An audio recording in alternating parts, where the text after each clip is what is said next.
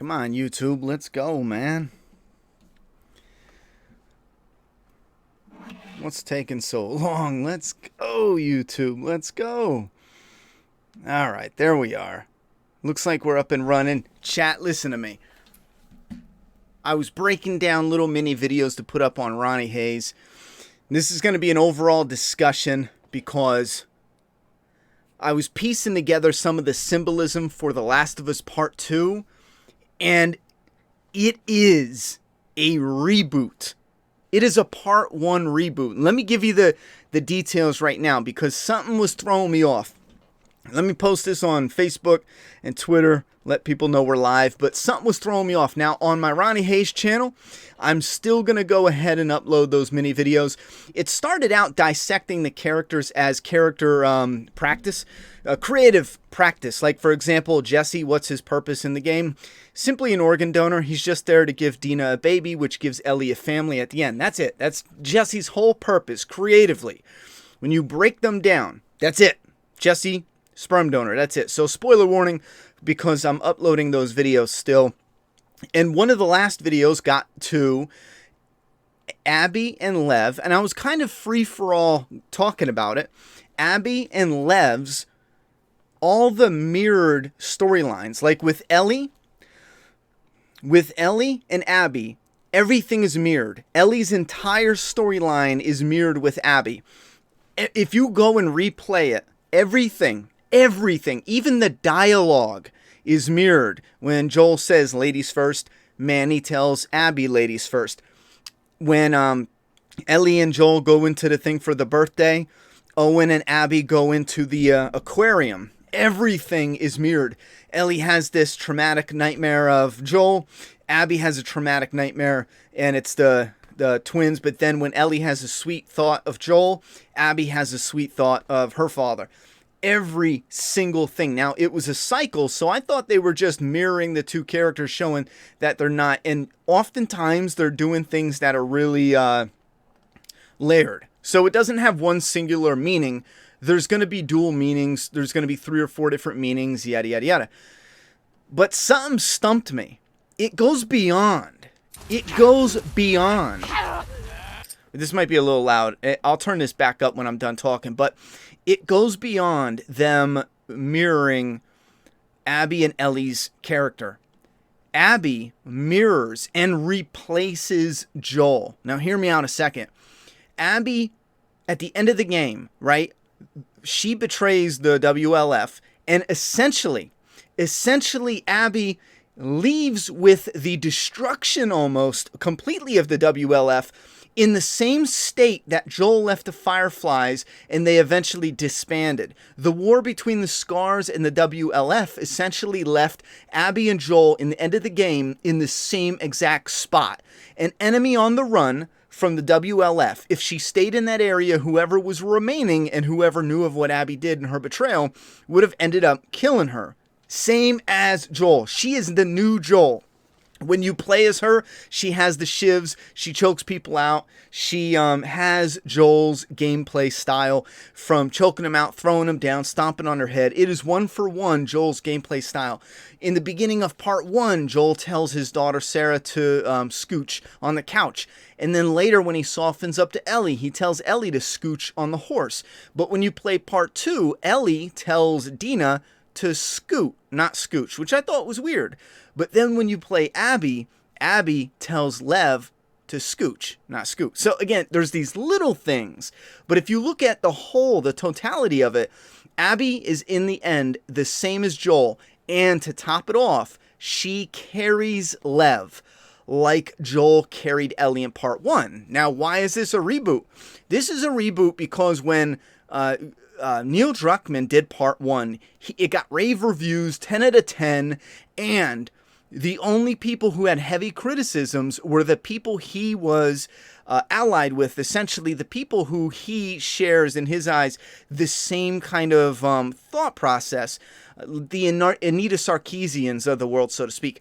Well, the biggest criticism was that he used a straight white male for Part 1. He got slammed for that, for the people in his group, which me, I don't care what the color of your skin is. If you're a cool character, you're a cool character. That's it. I don't care. But they care. They don't want any more white, straight male leads.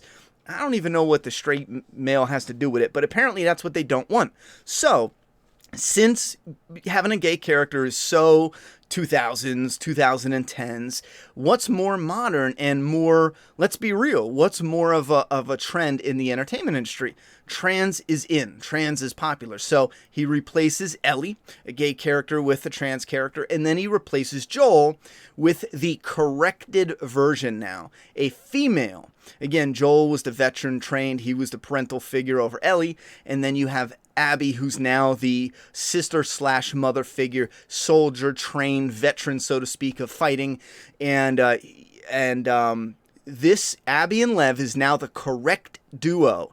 He corrected his mistake, completing the the character arc of the character that needed to be sacrificed, Joel, killing him off, and then Ellie having her walk off into the sunset, in her biggest, fear, being alone, or possibly you can think she goes back to Jackson, finds Dina, finds the baby. So you get to pick your own adventure for Ellie.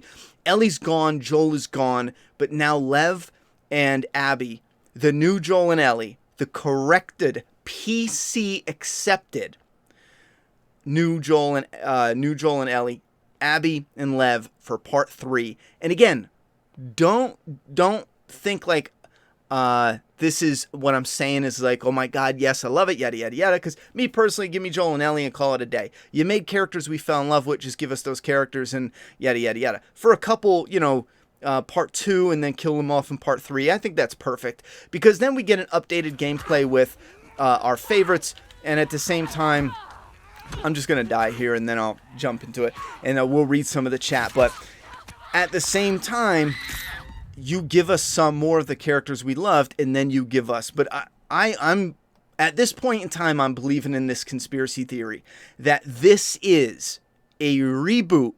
Neil Druckmann corrected his, because listen, it is lazy writing. Even though I love certain aspects like a mirrored storyline, some of that I do enjoy because of the challenge of piecing it together. But keep in mind of how lazy it is to make a mirrored storyline. What do I mean by mirrored? If a character trips and falls, the second character trips and falls. So you only need, theoretically, you only need to do one storyline. You write one storyline for the character, and then you connect the dots as far as, okay, well, this character is going to find this, and so you're doubling up, essentially. And that's why the game probably felt extra long for some, because you're doing the same shit as Ellie that you do as Abby. I'm almost positive they swim literally in the same canal to get to the hospital. I got to go back and double check, but they started out like it looks like it. Thank you very much, Doomsday Kingdom, with $5 dono. Hell yes, for those who don't know, a little bit of a celebration.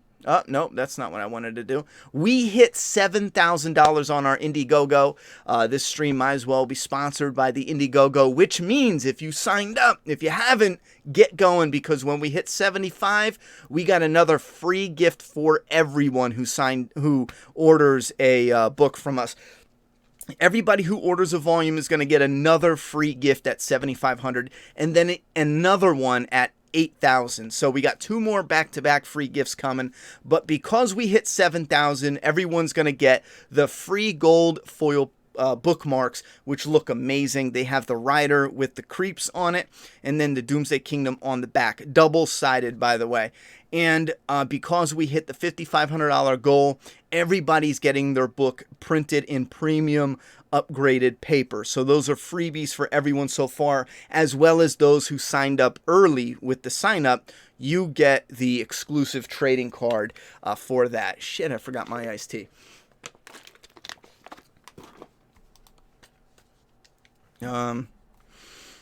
So yeah, links are down below for Doomsday Kingdom, a new fly hot zombie comic where we do have different characters. We got diversity, representation, whatever you want to call it, but in a good way, where we're not sacrificing characters and we're telling good, cool, honest stories. And keep in mind, there's stuff I really enjoy about The Last of Us. Aw, really, brother? I put this on Survivor.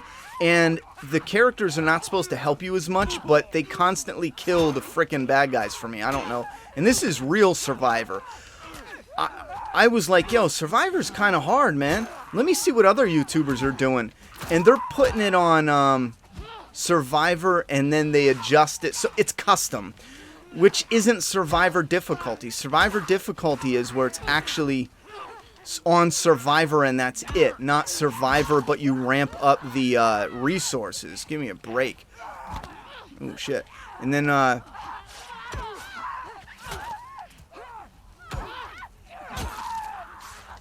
you dead? What are you doing back here?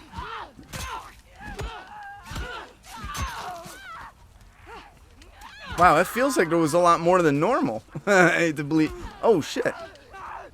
Yo, they might have. I love that. If they give you more, make it harder. Oh, that's it. And give you more.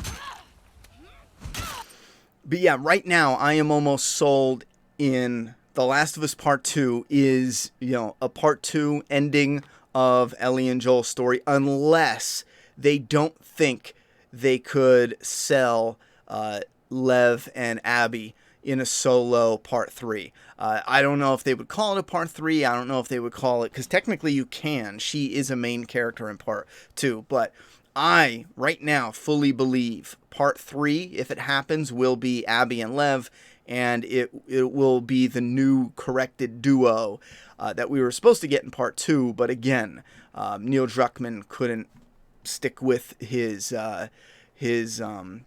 what did he call it? His misogynist first initial choices. Did y'all see Angry Joe, Last of Us 2? Yeah, I think he didn't like it at all.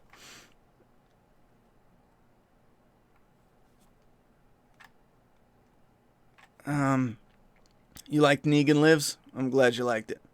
You got the new Negan comic? That's what's up. Hey, I was just saying, damn, when is Ronnie going to stream again? I'm streaming now because I did want to do a little shout-out hoopla with hitting our goal of 7,000 on IndieGoGo. I didn't want to just do like a talking head, yada, yada, yada, so I figured we'd pick a topic.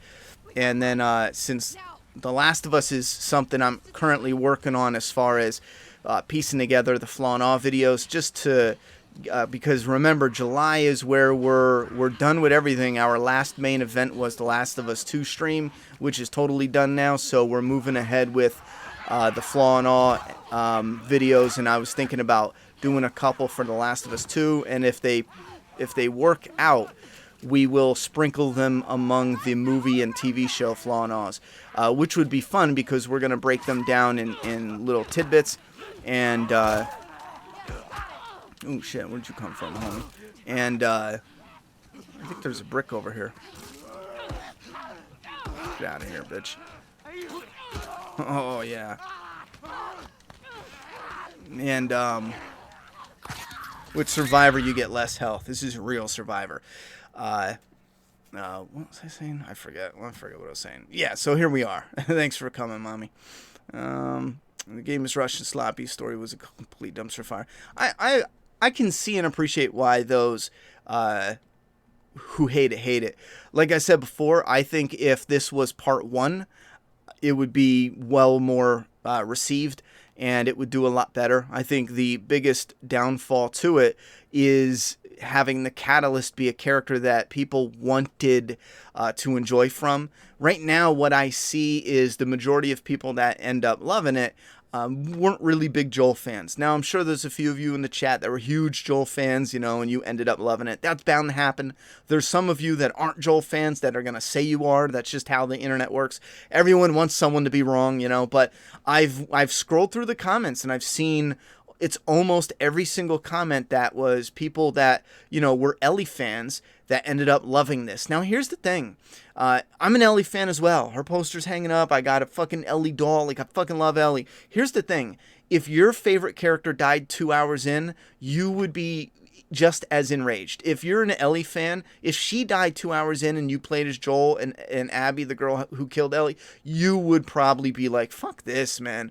There is an understandable disappointment in a wasted character death by going, wait a minute, we waited 7 years to enjoy a sequel with a character we knew would eventually die. but not wastefully right away, and we don't get to go on some missions with him, and he's not incorporated in the story. He's retconned by the Doctor. I mean, we all knew it was the Fireflies in some way, shape, or form coming. But here's the thing, man. When I played The Last of Us, I shot the Doctor's face off. So the game's inconsistent for me. You know, you can go back and rewatch my gameplay of part 1. I shotgunned the Doctor. I forgot. I thought I lit him up, but that was the female Doctor. I lit her up with a flamethrower. Thank you very much, Lev. Even though Ellie's my only Ellie. Oh, it didn't let me grab him. What the hell? Oh yeah, take you out, bro. Oh. She has this extra brute strength when she gets mad. Come on, bitch.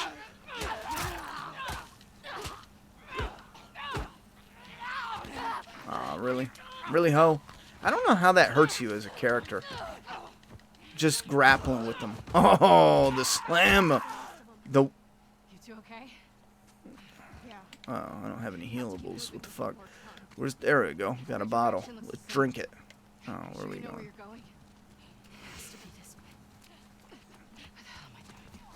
Oh, you know what? I need to do a... I think I left 11. Yeah.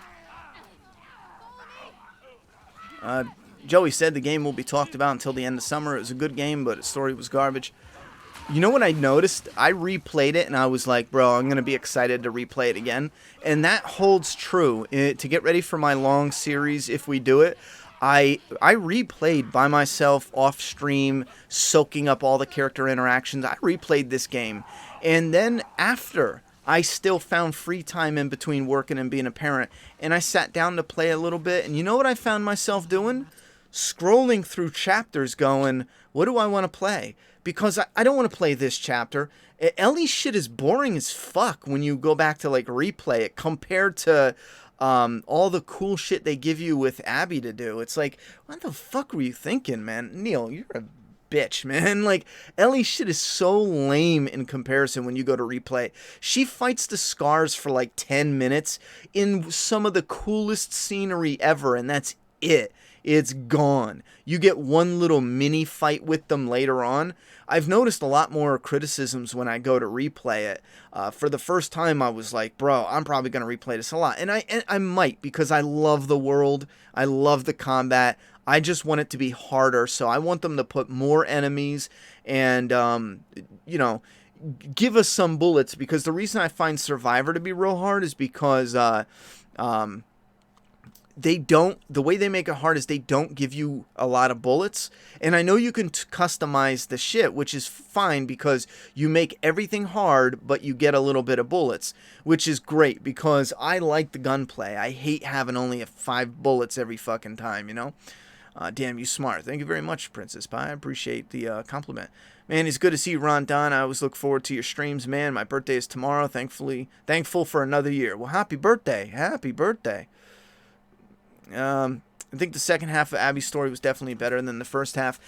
Well, story-wise, Abby's whole story felt flat. I didn't care about her friends. I mean, I played, like I said, I replayed it, and I'm at an absolute utter loss why they had her friends seem like they were so, like, let's get this motherfucker. I know they have a couple throwaway lines of dialogue where Mel was actually a student of Abby's father, which that helps building those character things. But Manny, I could have sworn like somebody he loved was killed by Joel because he was all like pendejo, blah, blah, you know, and it ended up being like, okay, he was best friends with Abby. Big fucking whoop. It felt like the weight of all that. Imagine when they first killed him, in my gut I'm thinking, holy fuck, these are sons and daughters of Fireflies that Joel killed. And when it was revealed that it was Abby's father, I was like, holy fuck, it's Abby's father was the doctor, and these are sons and daughters of Fireflies. And they were probably all friends, and they knew each other's fathers and yada. And then by the end of it, it was like, so deflated. At first, I was kind of almost on board. It's wrong no matter what to kill off a character that we all waited for. And that's another thing, too. Outside of just telling a story, you have it's a video game, you know, and there's two reasons why this game fell apart for me. The first one is it's a video game. We wanted the characters you gave us in the first one, not forever, but we wanted them on a PS4. We wanted Joel at least a little bit. Remember I said it almost would make up for it if they let us go out in a bang with one final Joel mission. Like maybe put us on where he's going to find Ellie for something in a flashback and you fight through hell because you get stuck and fall through a hole, but you have to fight your way through all these, you know, infected, and it's fucking insane. And then in the very end, to kind of like take it in full circle to show how Ellie has become formidable. At the very end, you're almost done for, and Ellie comes out of nowhere to save your ass in some, you know, kind of epic, cool moment where it's a twist on Joel saving her. And it does set her up for being a badass. Give us some, and then you as Joel for the last time play as Ellie as the NPC sidekick. They didn't think of doing shit like that for fans. And again, there's a difference between fan service and providing what the medium is that you're doing. It's a video game. You know what I mean? The same reason, the same way we got excited for anyone going, nah, that's fan service, then fine. Take Ellie out of part 1 then, bitch. You know what I'm saying? Because listen, that was so exciting having that flip of perspective going from Joel the Protector and then playing Ellie and then being worried that your character was dead, the character you were playing, and they flipped it up on you, and then you get little clues that he's alive, and then you get the reunion, and then you flip back and forth between Joel and Ellie. That was awesomely done, and they could have done a little love note to the fans by saying, listen, this is a story we were passionate about, but we didn't forget you as fans. We didn't forget to give you gameplay and story that is going to make it enjoyable, going to make an enjoyable experience. Some of the best moments I have in this game are actually just watching Abby die. No, some of the best moments I have in this game is literally replaying the scene of Joel and Ellie when you're clearing out the, what was that? A hotel, and you're going to the guitar store.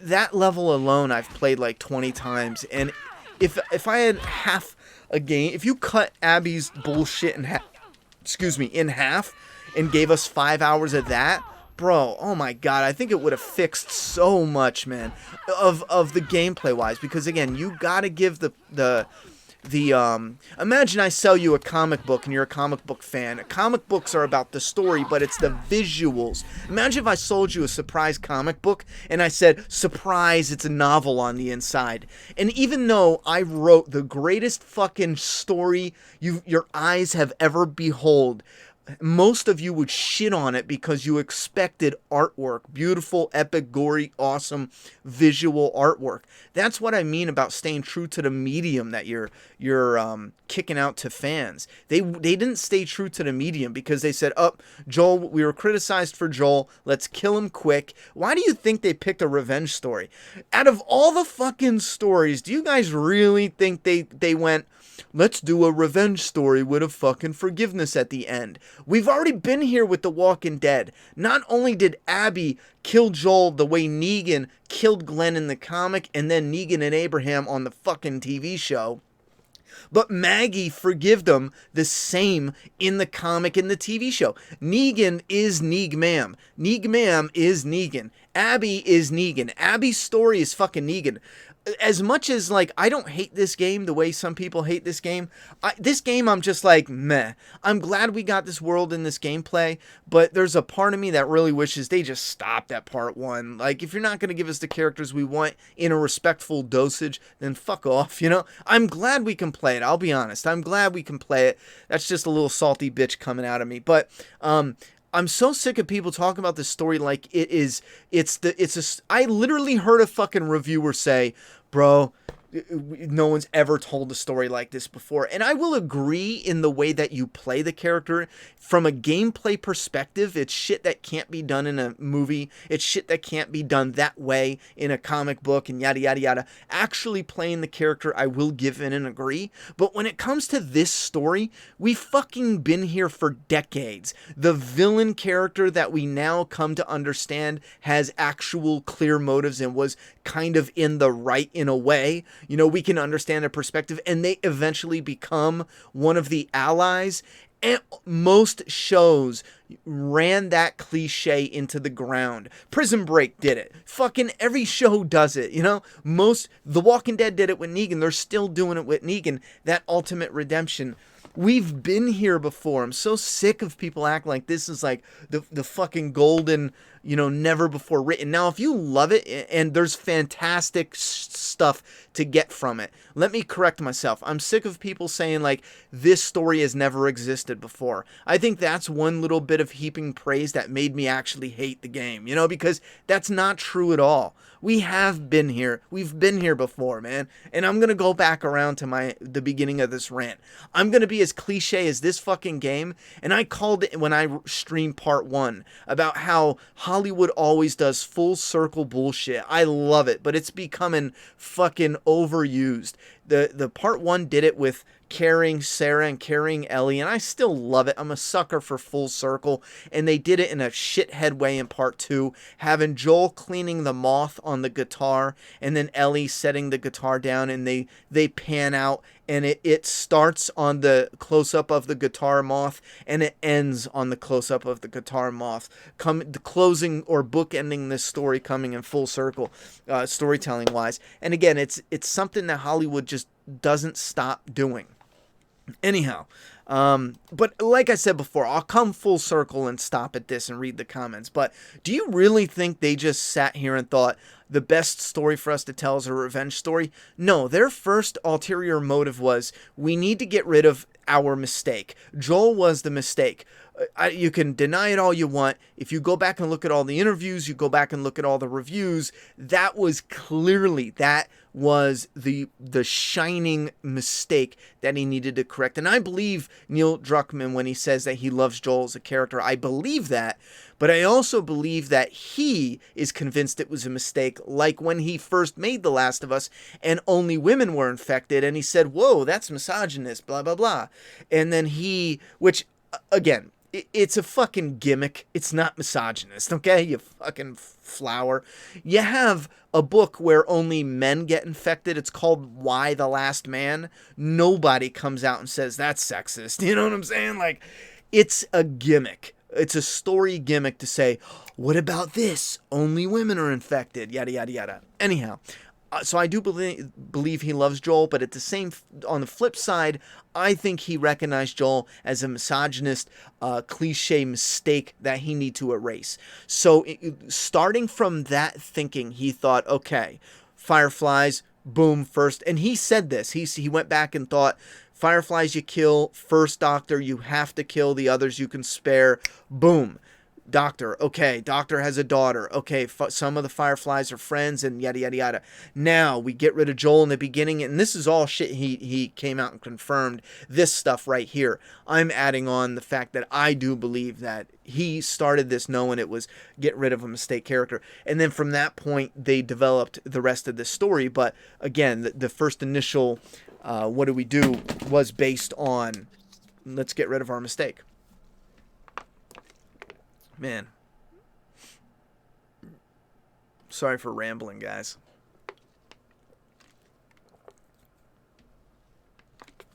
And let me be very clear, too, for the people in the Matt family that love this game. I'm sure there's stuff I love that you hate. If you love this game, like, absolutely, and I know some of you do. Some of you have told me so. I'm happy you love the game, and I don't think you're an idiot for loving the game. Not at all.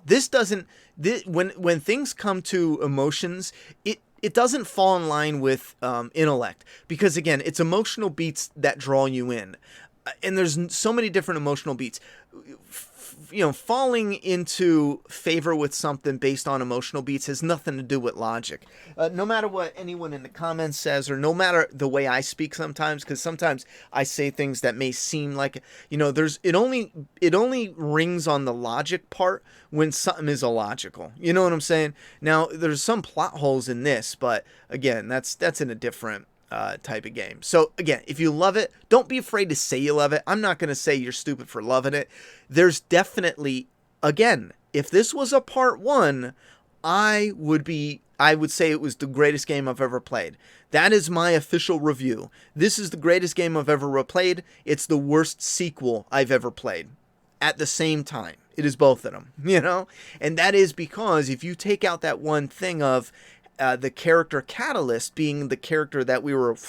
If you remove that, and I said before it should have been Dina, I was wrong. It should have been Kat, the girl that gave Ellie the tattoo. It should have been Kat who was killed, and I thought I explained this before, but someone was like, but bro, they wanted to kill Joel. Why would they kill Dina? And I explained it before. Sorry. I explained it before. They go to kill Joel. Abby has a hard time going through with it.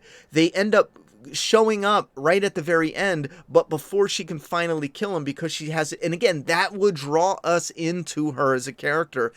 Make us, because right now she just looks like a hulking beast, you know, like that doesn't have any emotions, and later she doesn't have too many emotions. They're kind of superficial, so it's hard to buy into them, for me anyway, and for some else out there. But if she's having a hard time to do it, it makes it more complex. And then when we're like, man, why is she struggling with this if she wants to kill him? What is going on here? So they end up, in their escape to flee, they end up killing Kat. They get in a gunfight and kill Kat, and this sends Ellie off. Now, Dina and Jesse were together, but just broken up. Ellie had a huge crush on Dina, but she was with Jesse, but she was with Kat. Kat gave her the tattoo. It has a meaning. This is somewhere I thought they were gonna... I made a video on this. I thought they were gonna go with Kat being dead, and it was... Ellie going out there, and eventually on the road she would fall in love with Dina, and that would help soften her up for the forgiveness. And her story connecting with Joel is what brings it home with it being forgiveness.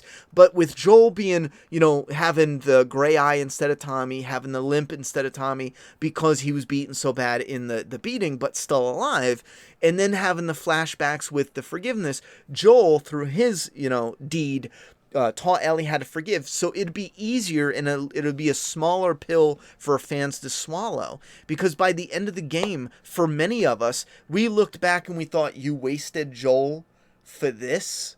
You know what I'm saying? Like, for those who don't understand, let me help you why some of us are like, you wasted he was voted one of the greatest video game characters of this generation.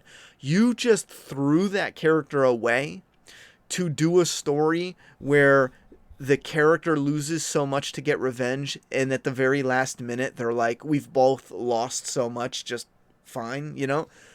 Again, we've been here before on TV. The only difference is it's a video game where you can play, not watch the character. Jack said, hey, I messaged you on Twitter. I get like 100 messages on Twitter, brother. I'm not sure which message in particular you mean. Oh, yeah. Oh, yeah. Oh, that's good stuff. There was no mistake. Joel was a murderous arsewipe who had what was coming to him. Did I like him as a character? Sure. But do I idolize him? Absolutely not. Yeah, Zodiac, I think you're being flippant with it, though. We're not... People are idolizing him, and again, I don't think you understand, and I can already tell by your comment, you're taking it way too personal, brother. You got what you wanted. What are you mad at? Boo-hoo-hoo, some of us don't like your favorite game? Bro, you got what you wanted. You clearly got what you wanted. You should be sitting back the happiest in the world, and you sound saltier than me. You know what I mean? Like, what the fuck is wrong with you, man? Like, you got what you wanted. And here's the thing. Everyone in this game is a murdering asshole, so let's not pretend. Do you know how many mothers and fathers Ellie just ran through and killed? Do you know what Abby does at the end of the game? She turns on her own fucking people. Her own people she turns on like a dime. And I played as Abby, so I killed every wolf I came across. I shot him in the face, in the throat. I heard them as they gurgled out going, Abby, what the fuck, bitch? You know what I'm saying? Like, are you mean to tell me... because Joel killed a doctor to save a kid that did not give consent to die in that sacrificial way, he's more of a monster. And I do agree. I liked Joel because he was morally gray. He was a bad guy, just a regular guy, let's say, that was living in really tough times. You mean to tell me Abby is a saint or better? Abby is, in this video game, visually we see her do worse than what Joel does. You what? Like, really, bro? If it wasn't for Lev, she would have slit Dina wide open, pregnant, no cares in the world. Abby didn't give a fuck, you know? But again, like, Abby murders her own people just to leave.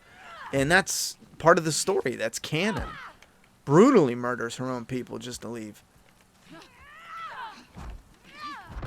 Oh, yikes, brother.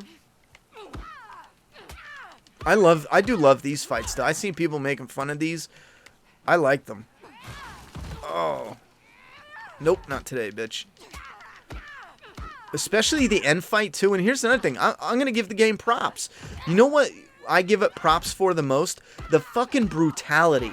Oh my god, I give it so many props. Even in the end where everyone's making fun of the two chicks fighting each other. Abby and Ellie, I thought the end was fucking...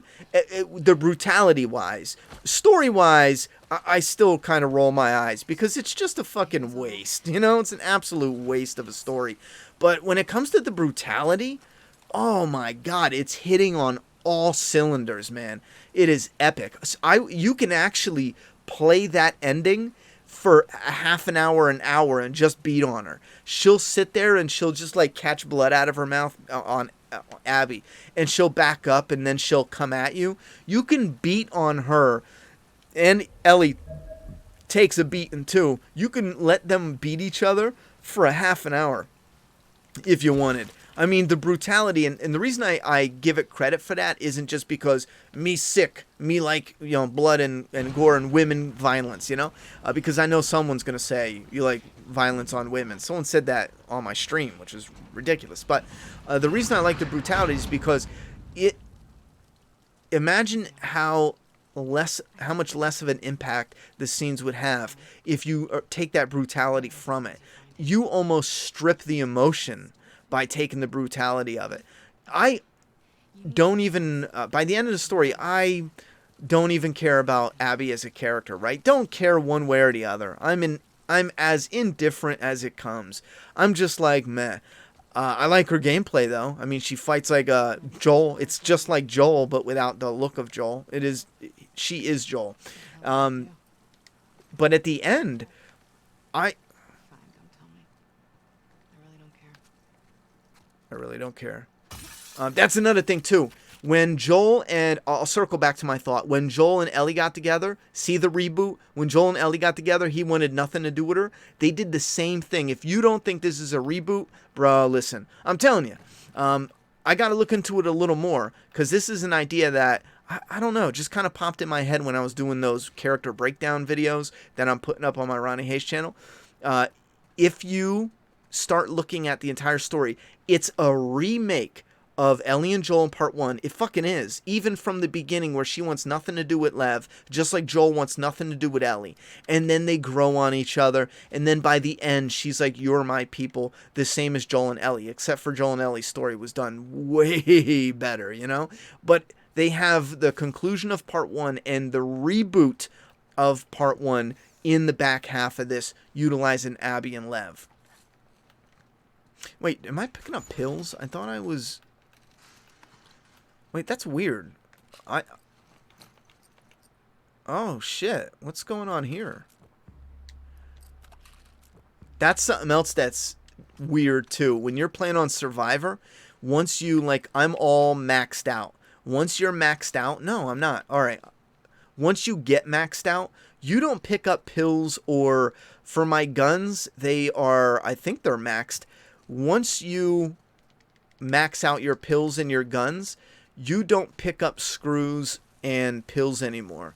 And there's so fucking many empty drawers. It's not even funny. You know, it's not even funny. That's one thing that I think is, oof. I wish they would split the, like, when you find scissors, when you find tape, it's in fractions. I wish they would just split them up and put them in more places instead of having you open so many empty drawers. When you beat the game and you max out, there's so many empty drawers unless you put the game on supplies, unless you put it up or down, I should say. Unless you crank the supplies down so you find more, it is a shell. Who the fuck was playing the first game and going, wow, only women are infected? That literally never once crossed my mind. Neil's the biggest hack in gaming, literally D&D gaming industry. Well, I think in the final product, it's guys and girls that are infected, but he said when he was originally putting it together, and this is when he talked about Anita Sarkeesian, if you want to go watch the footage. He said when he put it together, it was only women, but after watching Anita Sarkeesian's videos, he recognized that that was sexist. Now, again, I would really like him to explain to help me understand his thought process, because if I sat here and thought, what's a good gimmick? Only men are... It's a gimmick. It's just a gimmick. It has nothing to do with being sexist, because unless he was literally being like, yeah, bitches have those STDs, bruh. You know what I'm saying? Unless that's how he was thinking, then maybe he was being sexist. But for me, it's just a simple gimmick. Just like Y: The Last Man, only men can get infected. And die, by the way. In Y: The Last Man, they get infected and straight die. You know, it's like, bye, bitch. No, this isn't right. Yeah, there we go. Oh, that's something else I forgot. Anymore, I started doing this. I started doing 7 on aim. Or 6 on aim, 7 on look, I think. Or I go down to 4, I forget.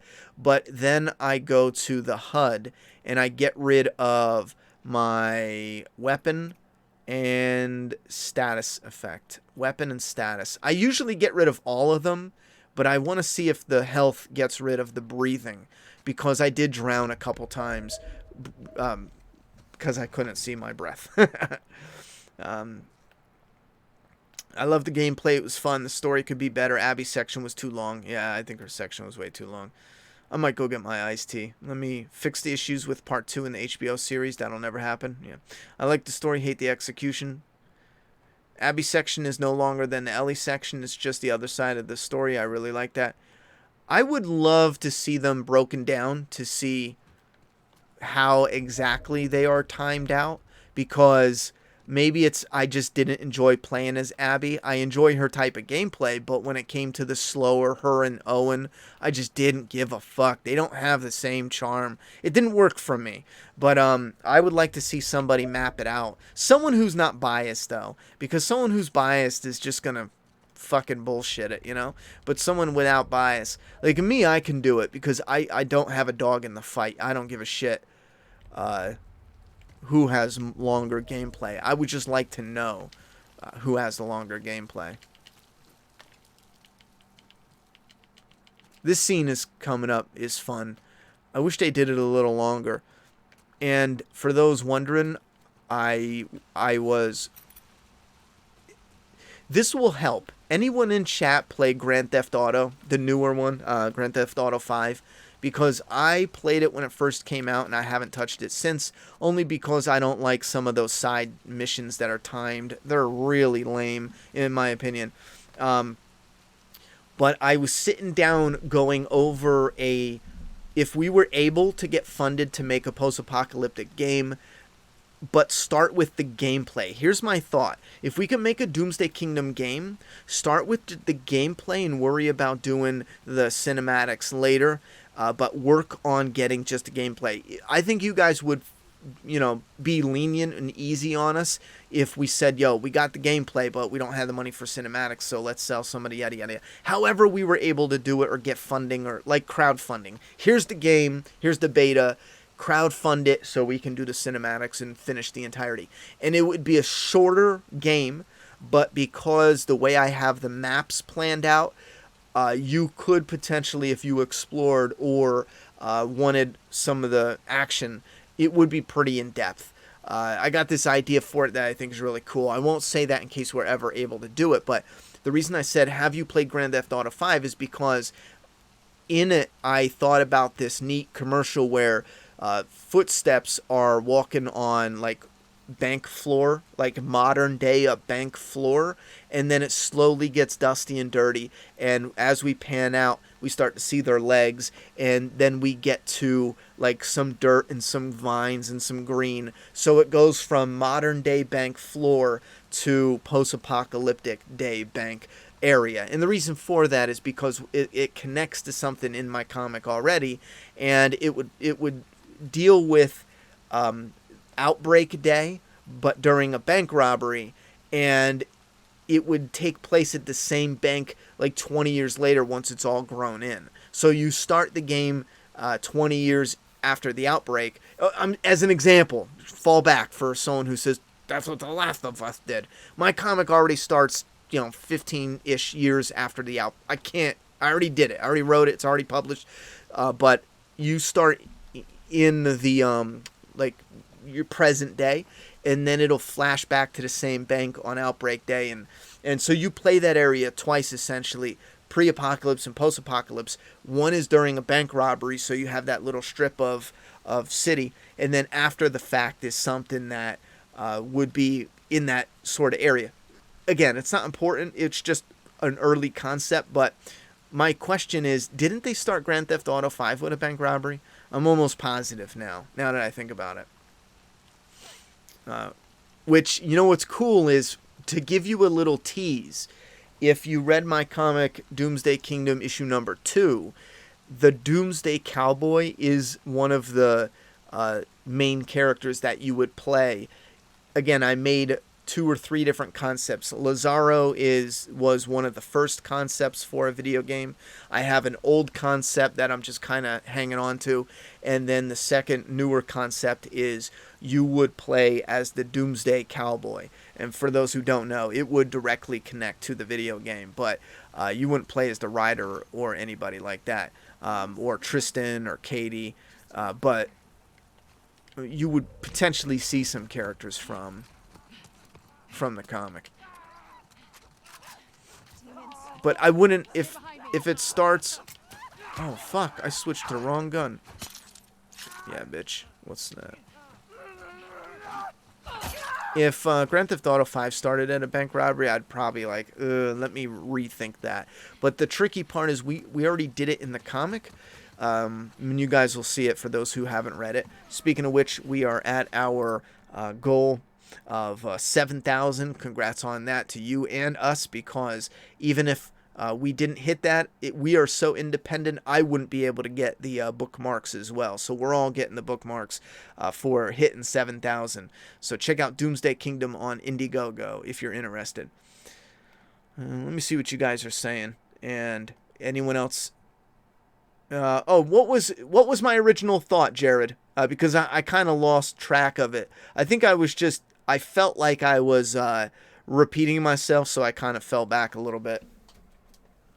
What was my original thought? Abby's section was closer to about a third of the game. Does anyone know for sure, though? Because I know what it felt like, and they have the same amount of close to.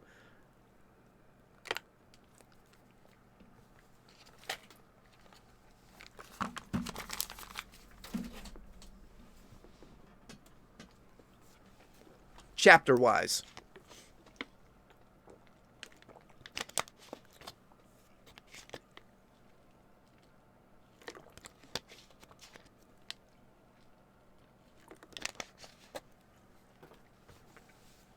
I am thirsty as hell.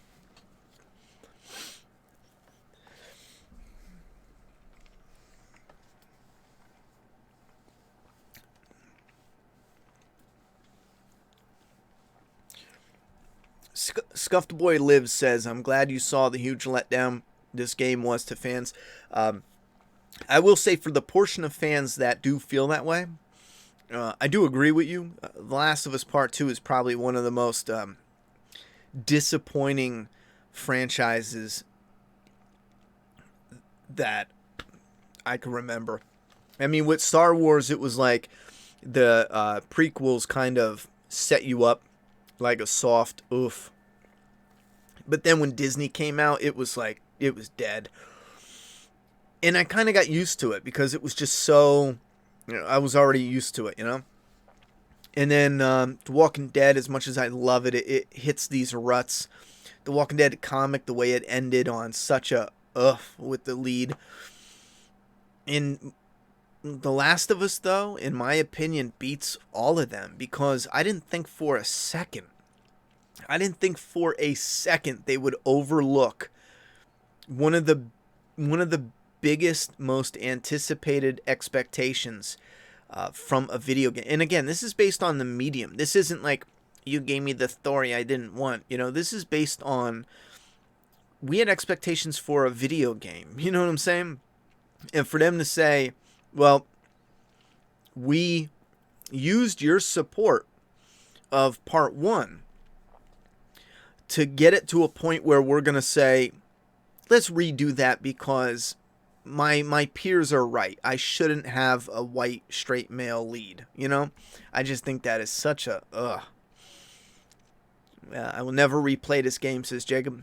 And as someone who beat the first one over 10 times, that hurts to say. I feel your pain. I still really enjoy the gameplay. I just like zone out the story when I play it. Have you played Red Dead Redemption 1 Undead Nightmare DLC? It's really well done. Yeah, I played that a while ago, though.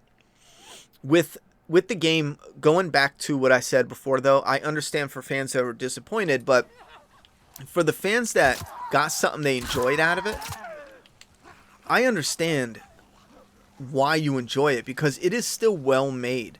Even though I disagree with story choices and character choices and plot holes, like Yara just appearing fucking out of nowhere when she stayed back and there was a fucking sniper.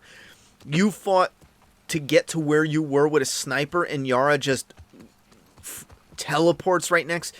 Even if you love this game, you have to roll your fucking eyes at that one. That was as ridiculous as it gets with Yara. Just zoop. Abby shooting her own people.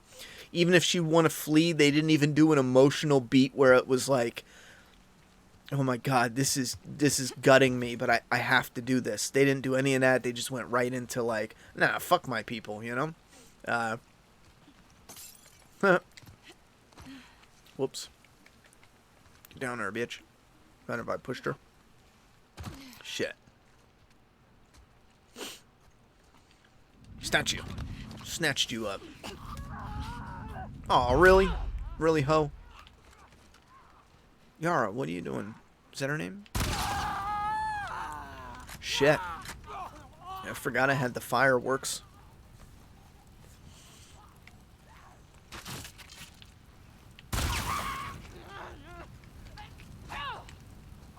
Oh, do I have other bullets? Now what? Quite confident it's this way. Quite confident. You don't have to follow us. You want me to leave you two on here alone? I might platinum this game. I already did. It's actually easy after you first play through. No difficult trophy, which is ridiculous, but all you got to do is find all the collectibles. Basically, the sonar will make it easier. See, that's what I find frustrating. Now, given I used sonar when I streamed it, so yeah, I have to admit, I didn't even think about it, too. I'm such an idiot. I was complaining about sonar because that doesn't even count, man. You know, if you use sonar to platinum it, it's like you didn't even platinum it. But I did the same shit, because when I was streaming, I was like, in my head, I was thinking I could start a new game and it would all reset. But that's not how it works unless you totally strip your system, your account. No, you can't. It's on your PlayStation account with your trophies. So I'm such an idiot. And so I used sonar too for a lot of mine. I'm not even thinking about it, like an idiot, like an absolute idiot, you know? GTA 5 did start with a bank robbery. But yeah, I do. I'm like, sonar, it's what it did. Shit. You know, maybe because it's GTA 5 and it's not like a zombie title, I don't think that would be such a big deal. You know, because again, it would start in post-apocalyptic time like this, right? You have your main character and he's headed somewhere. Again, this is the like super rough draft that we probably won't even be ready to make a video game for a few years yet. But let's say the character is in post-apocalyptic times and you're learning how to move him around, right? The basics. And so you're moving him around and he gets to this area, it opens up and it ends up being this bank. and you walk inside, it's all post-apocalyptic, and then maybe it's scene transitions in some way to the past, and it's all a new bank, and it shows you the glory days of the modern day where it's post-apocalyptic and all like run down and falling apart and overgrown, and then we see it in its prime. And everyone's all chilling, happy faces at the bank, you know, wearing their masks. I don't know. And then, but then we see the bank robbers come in, and then you would pick up as the player being a bank robber. Again, that is really early thought process, though, because I would have to make a few tweaks story-wise to make some of that line up the way I need it to. Oh, what were you doing, lady? I gotta turn up the volume. Damn. Oh, I'm dead.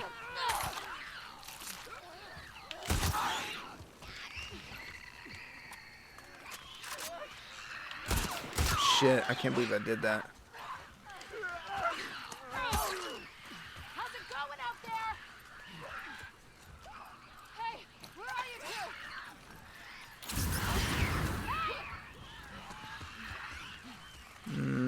Yeah, in here.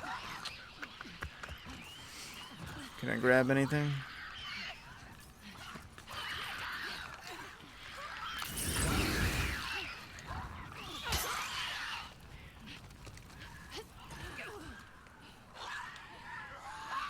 Someone said you can shiv them.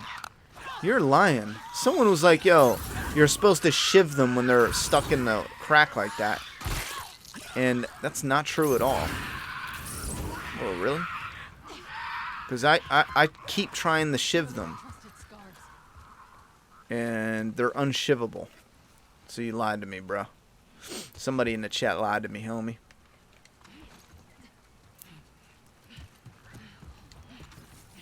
Did I get everything? Oh, shit. Look at that. I missed a microwave burrito. But if anyone is curious about some of the character breakdowns, I am putting it on my Ronnie Hayes channel. I already uploaded the how part 2 is a reboot, but wham, bam, thank you, fucker. Oh, I'm dumb. You know what else is awesome? Watch this. Yo, can I do it? Oh my god, I'm gonna try. Chat, check this out. This is fucking epic. Watch this shit. I need, fuck. I need you to die. No, not you, Clicker. You need to live. Watch, this shit is awesome. You die. Bitch, die. Okay. Where's that guy at? Watch this, chat. Fuck. Come on. Maybe you'll do. You'll do. Chat, check this out. Eat him. Wait, what? Fuck. The clicker eats the runner. But I don't know what the fuck happened. Where are you at, bro? Come on.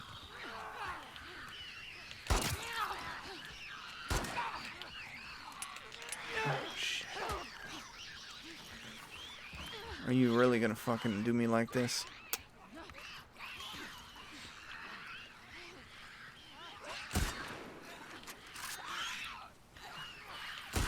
I missed both fucking times. Ronnie, if you were approached to do a post-apocalyptic Netflix show, what would it be like? Oh, bro, I have no idea. I wouldn't trust anyone that would just, shit out an idea. If you're asking me if I have something like on the back burner on my mind, I'm not sure. As a fan of wanting something post-apocalyptic to watch, and again, this is where it sucks on the spot because I want to be open and yada yada yada.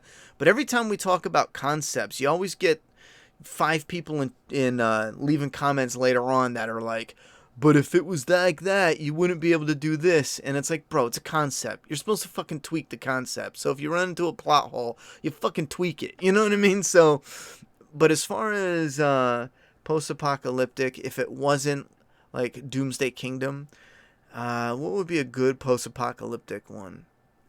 And we're talking, I'm not picking anything easy. We're not doing zombies. We're not doing... What about a post-apocalyptic landscape with... No, we can't do vampires. I mean, everyone wants to pretend and lie to themselves, but I Am Legend is a vampire movie. Maybe werewolves? And pick something like funky that would turn people's heads and be like, bro, that's lame. But then when you see the trailer, you're like, oh, fuck. You know? A post-apocalyptic hiding away from werewolves. I don't know. Maybe that wouldn't hit. I would think of something like... Let me think about that. I want to come up with something fun and interesting, not just... what would it be like? Because obviously, if I was doing one thing post-apocalyptic, I would say, wait a little bit and I'll show you something that I think is... When it comes to entertainment, I think it's a gold mine when it comes, and it's something that I want to incorporate in the video game aspect of Doomsday Kingdom. I'm telling you, I think it is a gold mine. It's a zombie related, post-apocalyptic related idea that has never been done before in a video game landscape, and it would fit perfectly in a video game landscape. And it's not even been done before on The Walking Dead or any other zombie movies or shows. Happy early 4th. Yep, happy 4th, everybody. I'm sad. This is the first 4th of July in my life we've never done anything. I'm sad because they cancel fireworks. Also, where's Abby getting her testosterone and steroids from? That was part of my criticism. They show her... That's the point of the WLF, is to show her how she got her muscles. The problem with that, though, is the people writing the game don't understand people who work out. Like, look at me, bro. I'm not a bodybuilder, but guess what? I've had friends that are actually bodybuilders. I have a friend that was going pro in the MMA. And what I do know for a fact is Abby... Look it up. The girl who models her, I guarantee she's probably been working on her figure for maybe a decade. I guarantee it. You know, at least we're talking years on years. Abby did it in 2 years, not 4. 4 is when her dad died. It was a few years after her dad died where they were training with the WLF, and they showed it in a flashback. So she got bulk as fuck in 2 years.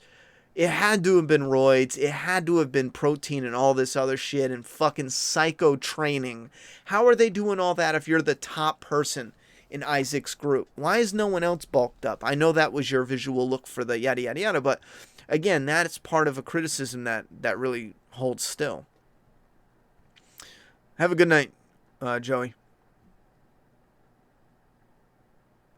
The platinum is easy because they want blind people or people to have disabilities to be able to get platinum. I think that's absolutely fine. I think to have an accessibility mode like that, for me personally, like I said, for me getting platinum, I just feel like it's, for me, I feel like it's cheating. But I would rather it be an option in the game for people to use than me to say, like, well, keep it out of the game because that's cheating. No, if it helps people, fuck it. I want you, especially people with disabilities that I luckily don't have. I have my own set of problems, but luckily I got eyes that work good, ears that work good. Right now I still got 2 legs. I have an injured leg, but I'm just teasing. We make jokes that they have to take the leg because they fucking ruined my left leg, but I'm working on getting it corrected. Anyhow, I would rather give accessibility options to as many people as possible. I think that's great that some people that wouldn't have been able to enjoy this game can now enjoy this game. Like, I think that's fantastic because I relate that to the enjoyment I get out of, video games and certain other media. So I want others out there to get just as much as possible enjoyment out of it. I think that's great. So I say keep it in. Go ahead. But I just think for me, it just feels like cheating. It's not a full game without MP. I disagree. I think having multiplayer in it can be a secondary thing that they incorporate in it, and that would be absolutely fine. Even if they... Ooh, this sucks. Oh, fuck you. Well, fuck you. I gotta turn up the volume. And again, that's just a personal thing. I think if multiplayer comes in a year and it is banging and just what they need, then or just what you wanted, it's worth waiting. You know, it is what it is. I like the idea of Ellie not being a lesbian with the chance of her having a baby that could be immune. Baby immune options, I'm not really big on it. Just because Ellie's already immune. But here's where it gets tricky having...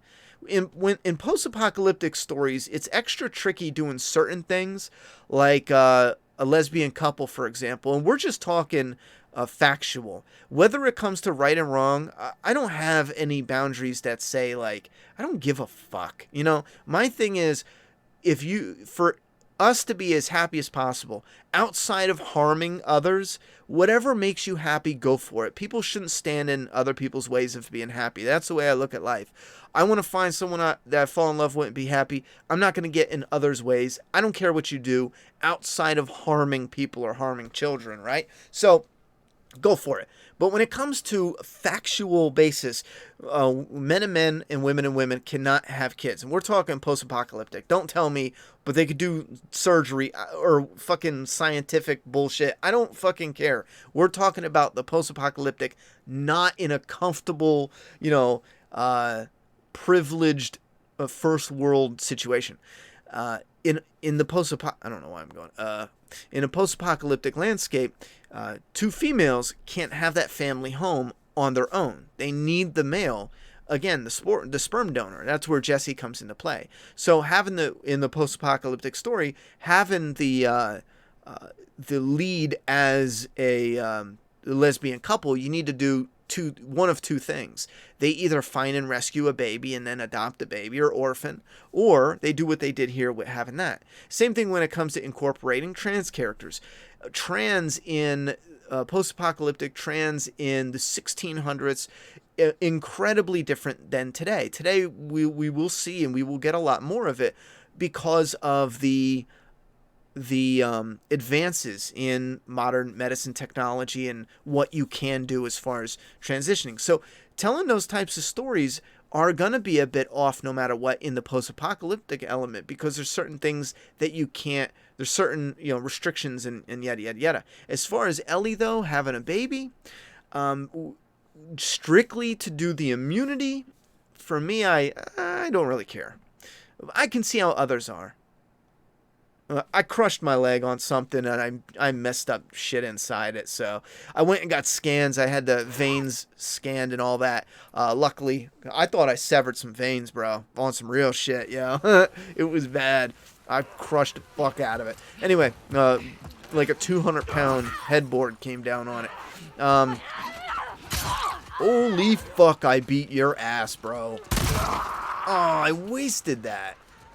It's a waste if you don't take off a limb. Is that a clicker? Fuck.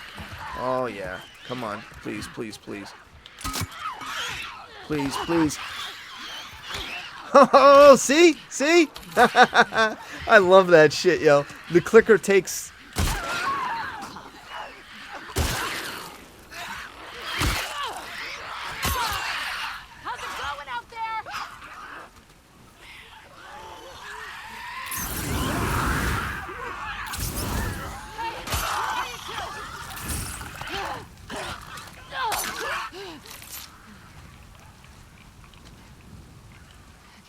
I love that. The clicker takes the runner right from you and gobbles the fuck out of him.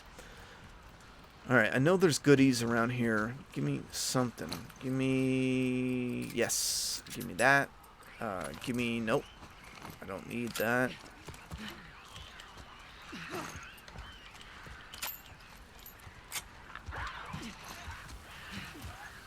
Nope. Give me... this. And then this. Come on, go, bitch.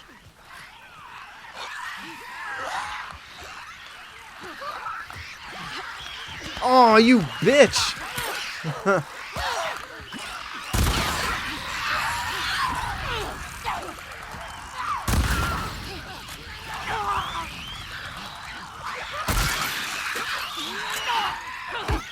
Fuck out of here, ho. Oh, I thought I was out of shivs. I was about to freak.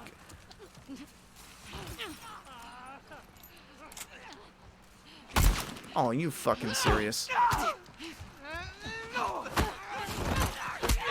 fucked it up. I fucked it all up. What up, Ronnie? Was making my own way through and avoiding spoilers, so I missed your streams, but hope they were good. I had a lot of fun with them. Have you seen Angry Joe Show review? I saw the review. I missed the extended one, but I could care less about Abby's look. I just would have liked a little more backstory to it because how difficult it would be to be in Apocalypse to get that way. They didn't need much. And here's the thing. The stuff that I'm arguing for could have helped boost what they did. Imagine seeing her wake up for her routine and going to, instead of this stupid conversation with Manny who banged a scientist, like who fucking cares? Instead of that, she wakes up and she's in it, her routine to work out, because that's why she has the body to get revenge on Joel.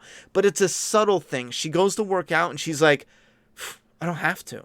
It's done. Like, her mission is done. So she doesn't have to keep getting jacked off. Something subtle like that. Even that little element could have been like, bro, adding little moments like that could have been like, bro, listen. I still stand by the ultimate fail was using Joel as a catalyst and not using something like Kat. And for anyone saying like, oh, but Ronnie, we don't care about Ellie's girlfriend, so oh, well, thank you for now telling me you don't give a fuck about Ellie's girlfriend. Thank you for that, because you're pretending like you care about her through the story. Oh, wait, no, now you care about her because she's alive. Well, here's the thing. The idea isn't, it's a balance. The idea isn't we're going to get revenge because we care about Ellie's girlfriend. Who fucking cares? I don't care about Sarah. I don't fucking know Sarah. Who the fuck cares about Sarah? I cared because I understand what that type of pain is like. So that's why it hits the emotional note. We see somebody that makes Ellie happy and puts a smile on her face. We're going to go and get revenge with Ellie to get the people who now killed someone that hurt Ellie in a way where when we get to the end and she does the forgiveness cliche, we're not so like, oh wow, that was a waste. You use one of the greatest, video game characters of this generation for a catalyst of a forgiveness story. What are you, fucking on drugs, And again, at first I was blown away. Not in like, oh my God, I'm blown away, but in amazement that somebody would just throw away a character like Joel, until I started noticing what they were doing. They mirrored the stories to reboot The Last of Us. This is the fucking reboot that's hidden in a sequel. The Last of Us 2 is a reboot hidden in a sequel. There's no way around it. I went and matched up all the ways they mirrored the story beats and explained to me, if this isn't a reboot, why did they remake the Ellie and Joel story with Abby and Lev? Why would they do that? They didn't have to do that for a cycle of violence, forgiveness, and redemption and revenge story. They didn't have to. And if they showed that she was just like Ellie, you didn't have to mirror it the same way. Now, they mirrored it, but they also mirrored Abby with Joel, and they mirrored the entire ending. Abby flees from the wolves just like Joel fled from the fireflies. Abby carries Lev to the boat just like Joel carried Ellie to the car. Same fucking ending. The Last of Us 2 is a reboot hidden in a sequel. Fight me. Anyway, I saw somebody gave a donation that I missed. Okay, the phrase in the game is, when you are in the dark, search for the light. Where is the light in the story? I don't know about that one. I know the phrase I was talking about, though, was the Firefly one, like, I hope your death is swift, or your life is long, your death is swift. Now, Ellie's gang doesn't do that. However, they do have this moment where they're going up the ladder, I think, with Dina, and they say a rhyme like that, where one person says, Dina says something, and Ellie says it, and it actually mirrors that quote that they say. Do you have sponsors? Maybe they can help with funding the comic books. Well, we don't need sponsors to help funding the comics. We don't want that.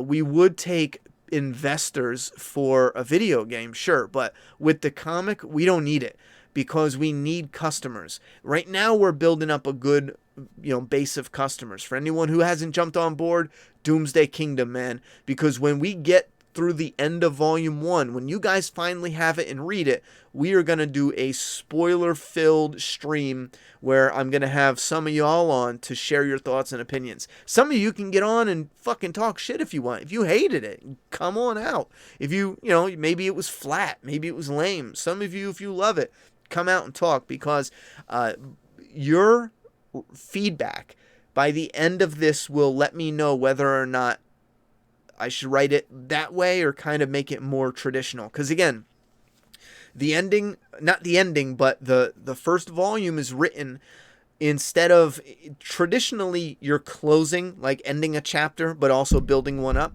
But you're traditionally kind of closing a door, closing a window, so to speak. The way I did the first volume, it's more like opening one up. So we're telling you, here's a lot of hints for all the stuff coming. Get ready for it, because we're about to dive into, the thick of it, so to speak.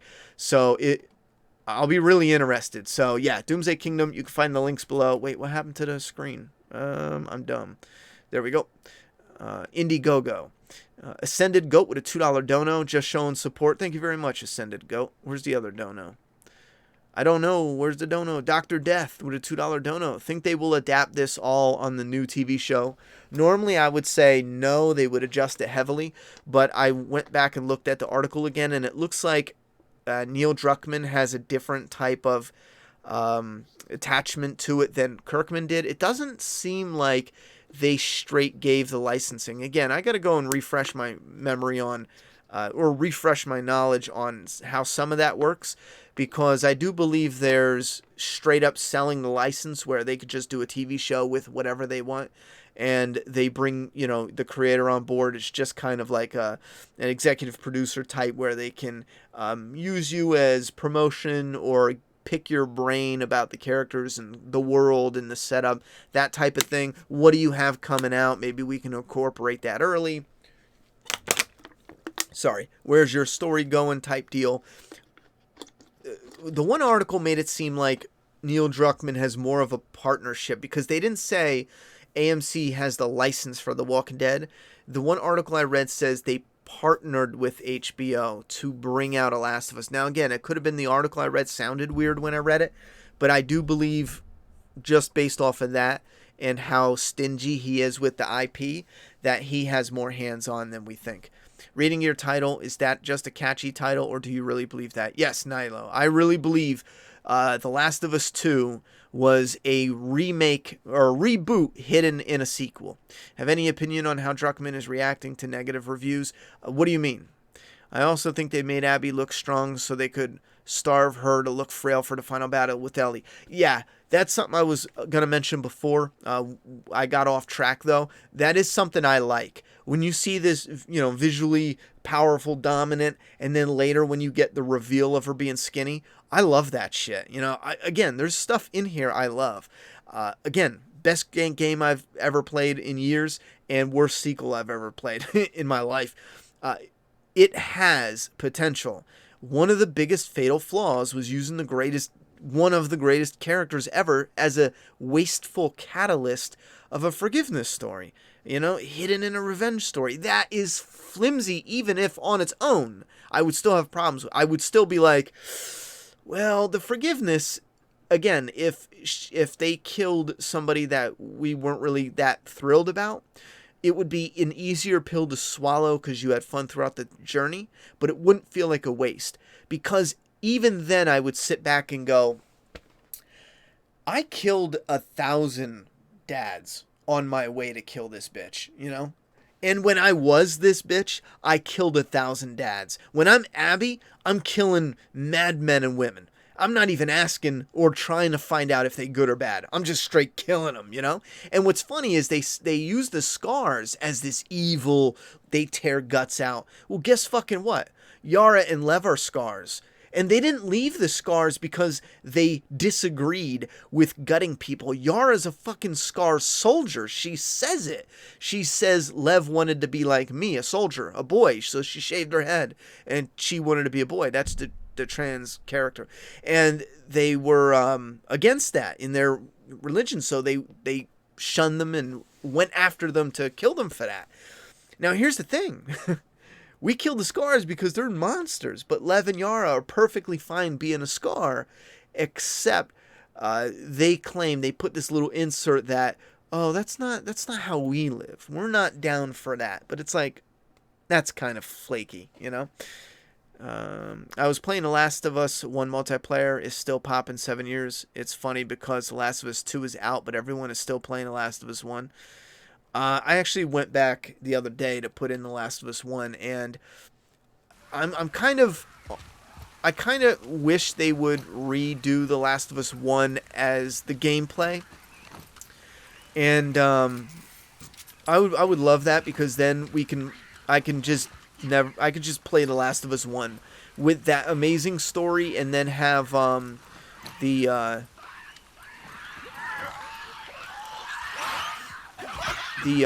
gameplay from part 1 hold me over until another post-apocalyptic game came out.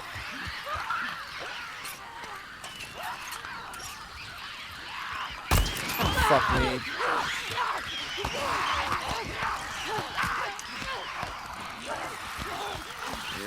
This is cheesy, but thank you for mentioning The Last of Us in your Walking Dead streams. You got me into the game, and now the original is my favorite game of all time. Thank you. That's not cheesy at all. Do you know how many times I heard that? Bro, you were like, play The Last of Us, part one. And I played it, and holy fuck. Do you know how many times I heard that? It's crazy. It's not cheesy at all. Listen, there was something about that first teaser trailer. When I saw that, man, listen, I knew something. I had to keep an eye on this, you know? And it's just such a great game. And here's the thing, too. I see people criticizing it because of its simplicity. And here's the thing. I agree, but the charm comes from the character interactions. That's what makes it such a game. It doesn't have this, like, philosophical, deep... I think they tried getting too artsy-fartsy with part 2. And they kind of lost the appeal of the first one. Was that the charm between the characters was so thick. Where you going, bro?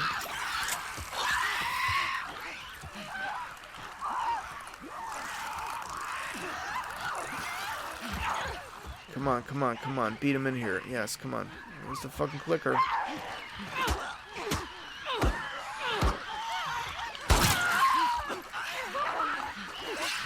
Come on.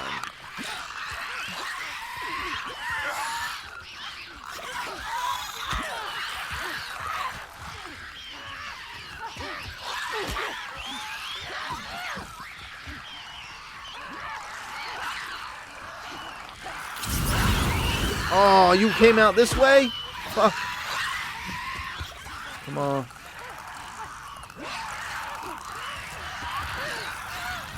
I'm gonna die trying this, but I want to.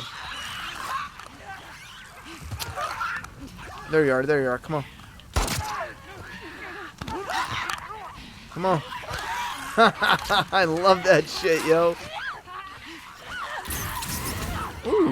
Oh, shit, bitch. Fall back. Whoa, you too, homie.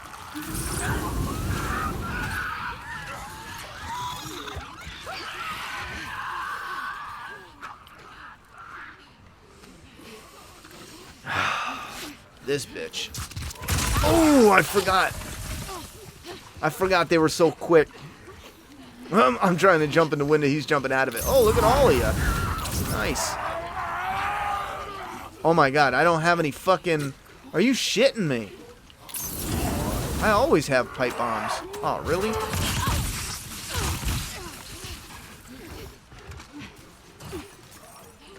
No, take this. Come on.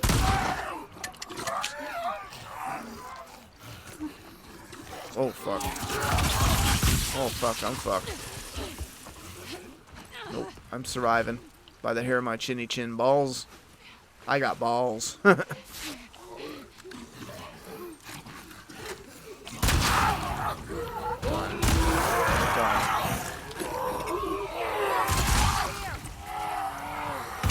Hold on.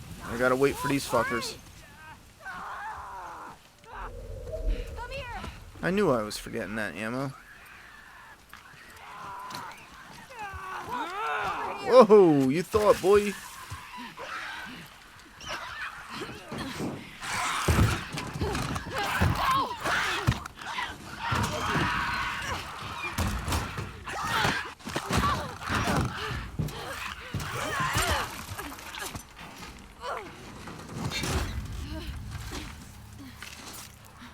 More of them.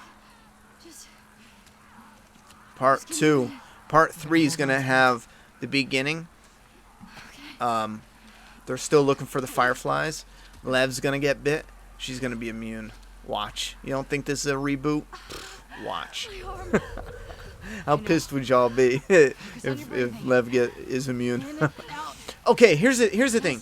For everyone who's watching who loves and hates both equally, love and hate The Last of Us Part 2, who here, and be honest, be real, because it doesn't matter. It doesn't matter if I love the game or hate the... I love and hate it, you know? So it really doesn't matter to me.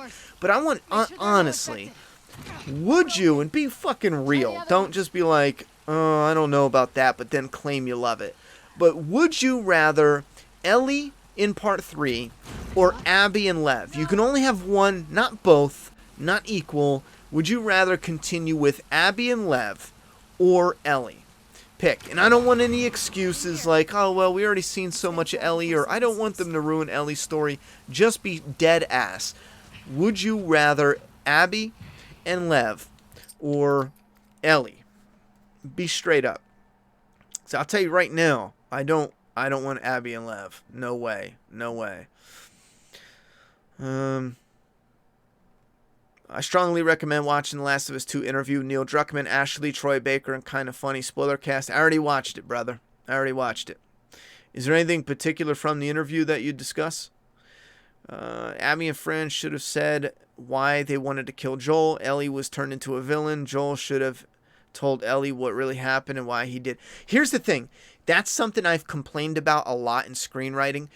I studied screenwriting. I took courses and all. I was going to do it like I was going to write movies, right? That was my whole passion since I was a kid.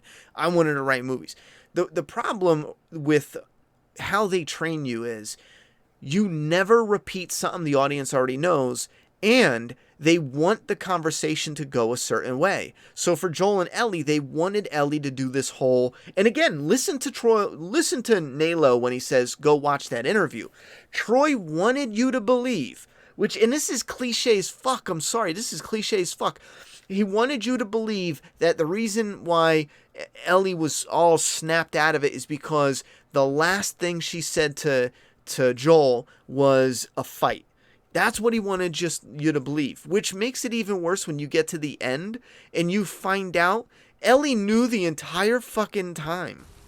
They dropped this bomb like it changes something in an emotional way, and it kind of just makes you go, well, that was stupid, because the structure reveals it to us, but the entire time Ellie has all the knowledge. So when Ellie's drowning the bitch and she sees Joel, for us it's clicking because we're getting everything as it's happening. But for Ellie, are you telling me she didn't think of her last conversation with Joel when she was beating Nora? Are you telling me she didn't think about that when any one of the main violent events were taking place? She killed 50 people in the first day, and she didn't stop to think about the moment where Joel and Ellie were talking about forgiveness? Really? The reason why in the game it comes off as like, oh, wow, is because we don't realize, oh, wait a minute, Ellie knew the whole fucking time. But anyway, what were you saying? Abby Finch didn't want to kill Joel. They wanted the Abby thing to be a reveal, which, if it wasn't for the leaks, I don't know how many people had it spoiled for them. But if it wasn't for the leaks, some people might not have had it spoiled for them. I just don't think that makes a good reveal, because it kind of gets in the way of some players are always going to be like, fuck this bitch. And again, it's not because like, oh, she killed your favorite character. No, it's because we're looking at her instead of Joel. It just comes down to the fact that, oh, okay, she's Joel's replacement. So they're going to have some animosity towards her. I've consumed so many hours of Last of Us stuff, just watching streams, watching gameplays, and it's insane. The only people I see downright love every second are on Twitter, or it may be in comment sections, right?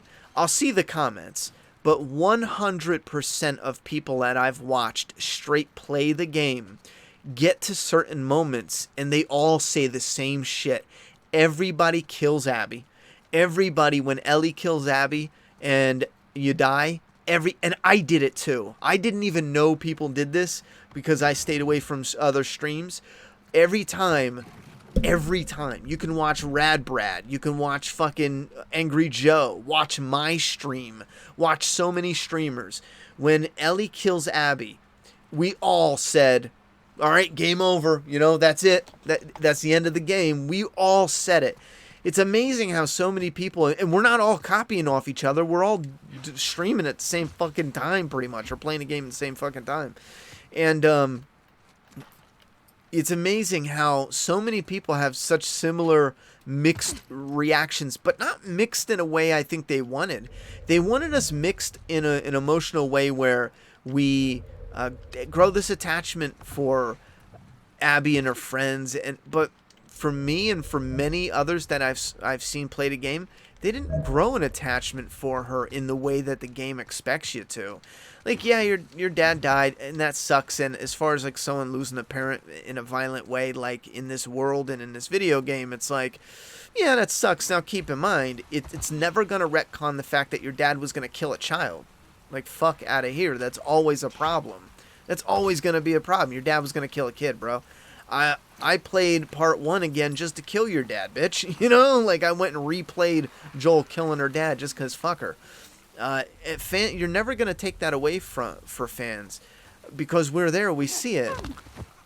And I'm not going to get into the like the ridiculous nature of you can't make a cure killing Ellie.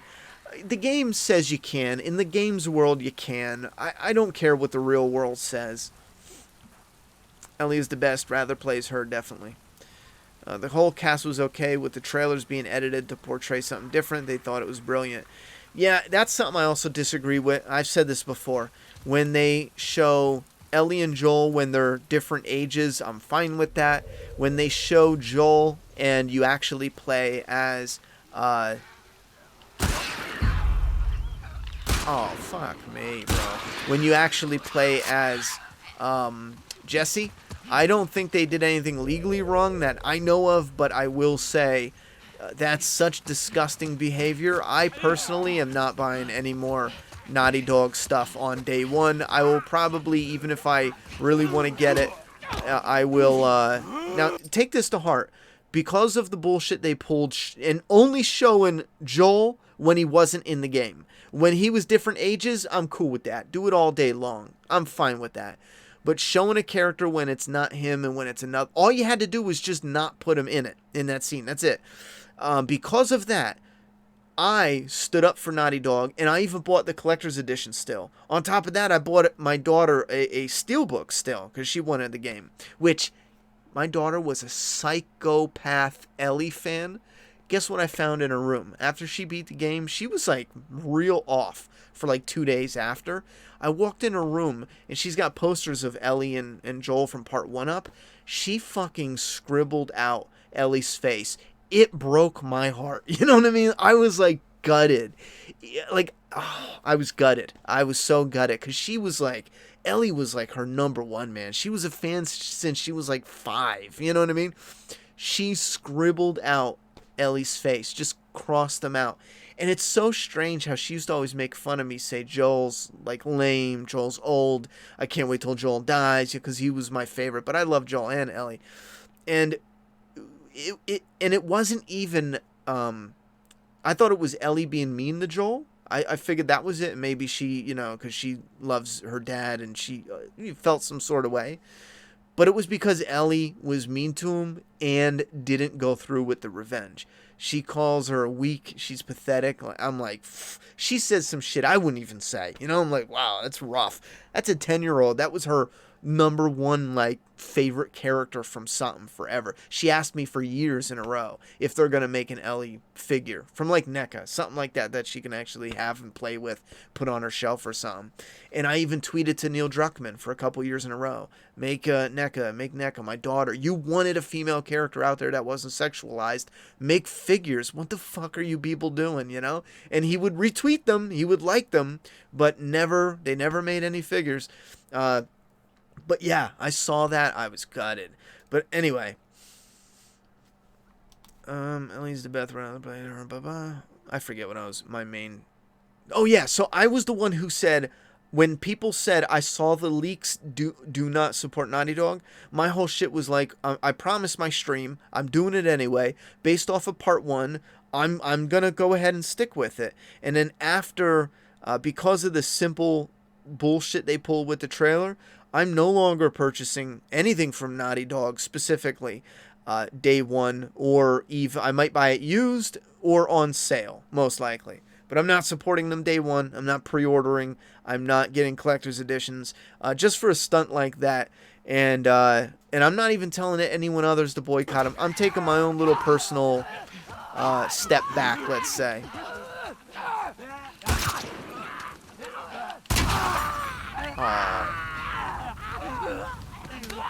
Oh, yeah, bro. What now, bitch? Where you at? I'm fucking hit you too, bitch. And I don't say that lightly either. Like, I cut companies slack. Everyone's always... The internet is always like, oh, hate everyone. Hate them all today. Hate them right now. And I feel like I'm real lenient and fair. I stuck with my pre-order. And even someone is sending me a gift that I still love. And it's a steelbook of The Last of Us. It's coming from another country. And it's got Joel on it. And I am so excited to get that. Oh, really, bitch? Oh, ho, ho, ho, fuck yeah.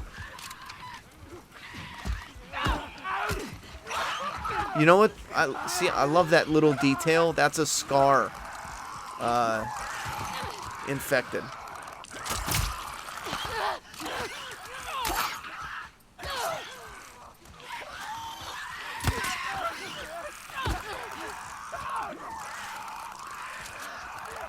Oh, I tried shooting his leg.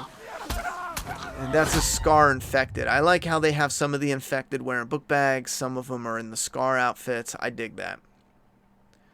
Someone said Tommy. Tommy made a mistake and said Joel's name. Ellie left the map to where she was. Tommy didn't want revenge. Then at the end wanted revenge. The game didn't have any type of payoff. Yeah, I keep hearing people say Tommy made the mistake and said Joel's name. And Tommy did say it at first in the middle of stopping when they were running from the herd, which is something I think they should have done as you're playing.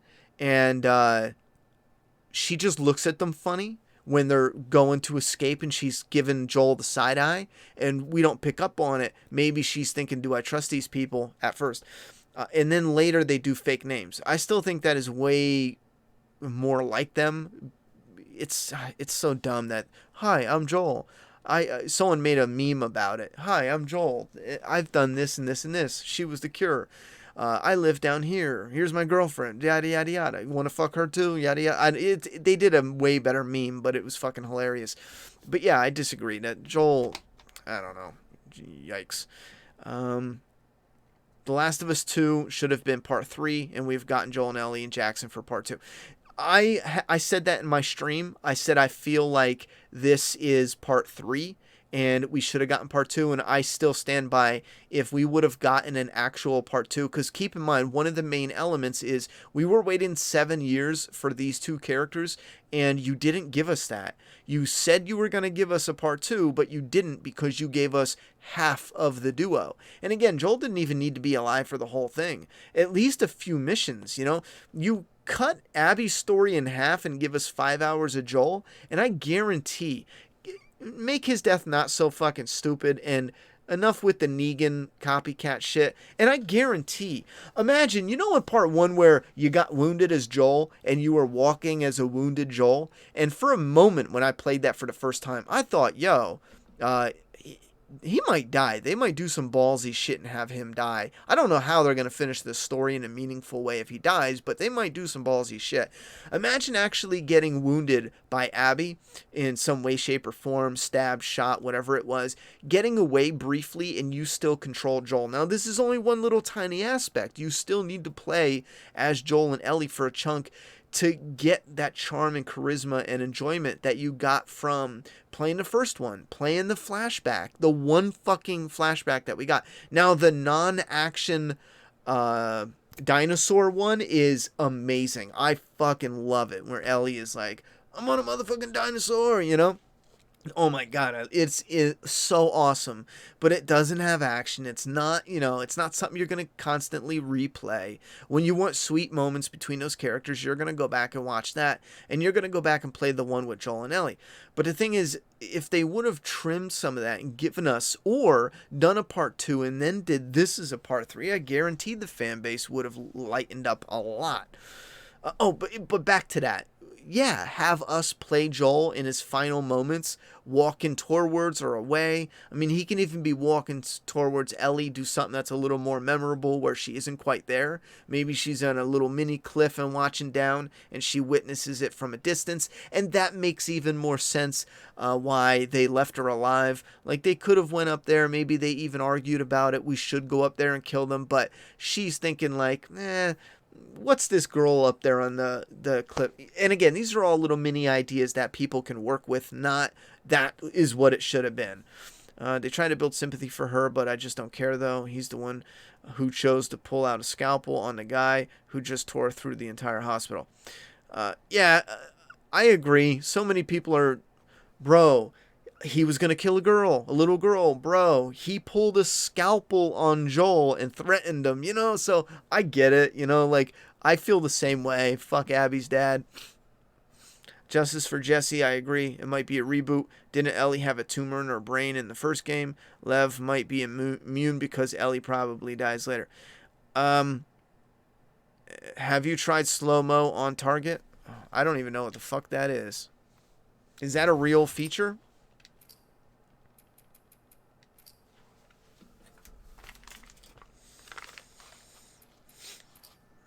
Hostages don't escape, allies don't get grabbed, enemies don't flank. See, that's cool. For somebody who doesn't want it, slow motion.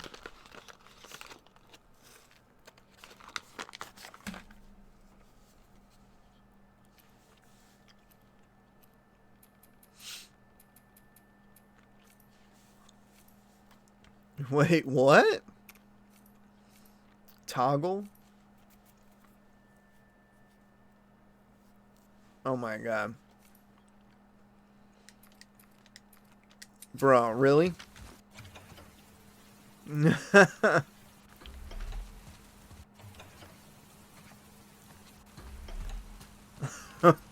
For real?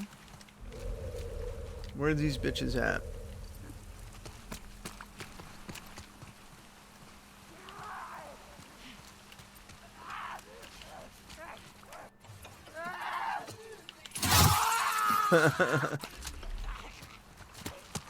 I mean, outside of making a cool clip.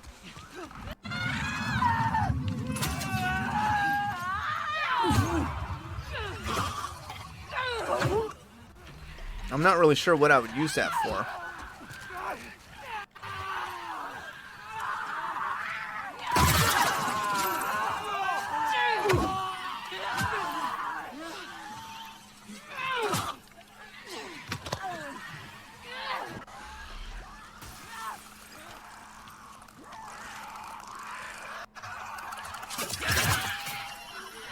Yeah. It's a neat feature, but again, outside of a cool clip, I I don't think I would use that. I like it being hard. It feels like the slow-mo makes some of that a little easy. But that's a neat feature to have.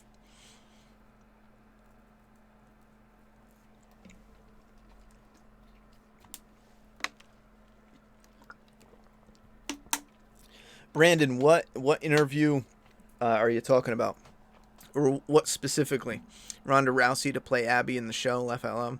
She's not big enough, though. Damn, that's some sad shit with your daughter. Bro, I was crushed. Mel tells Abby she's a piece of shit, and when I seen that, I was like, finally someone tells her, and the ending just felt like I wasted my time because there was no payoff. I hear you on that ending.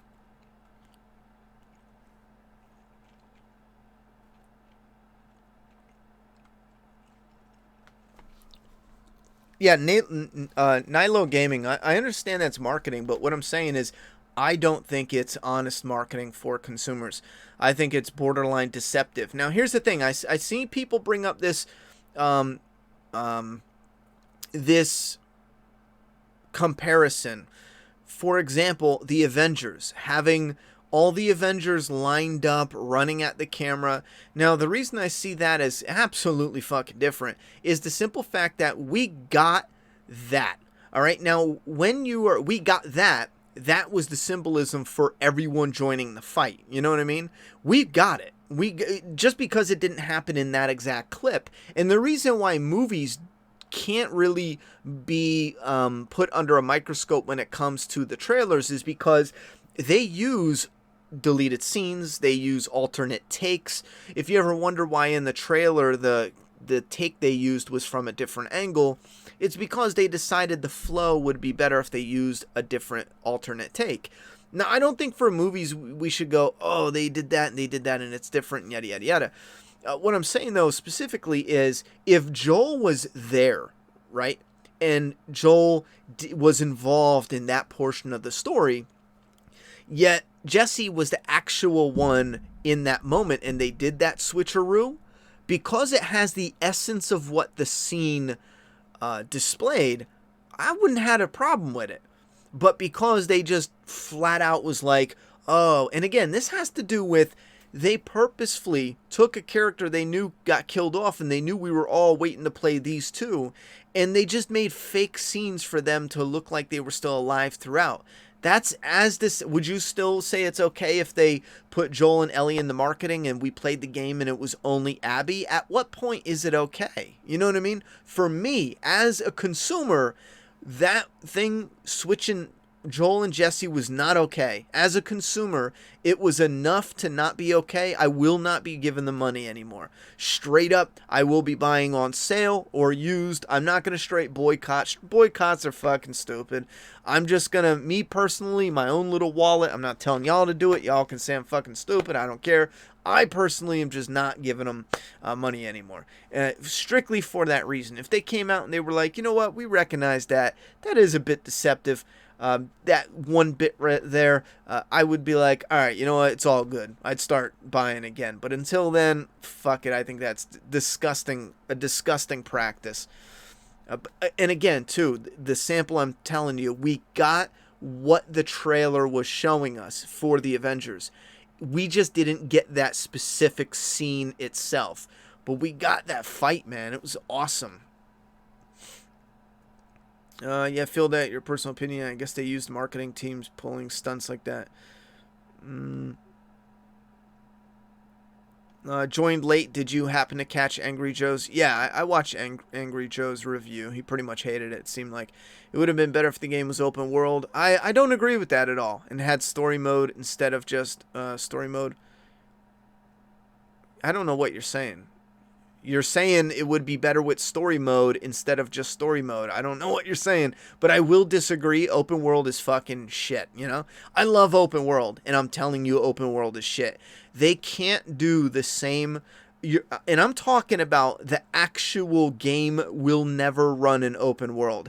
I know it's easy to just forget about the limitations of the PlayStation 4, but this game would never run. It would never load on open world. When you get up to these levels and they do these slow animations, it's not always because they think that's the best look. They need those animations there. They need you holding square because the game is actually loading the next part of the map. Doing an open world Last of Us with this type of fucking awesome graphics would never work, XL. It just won't work. It just won't. It can't handle it.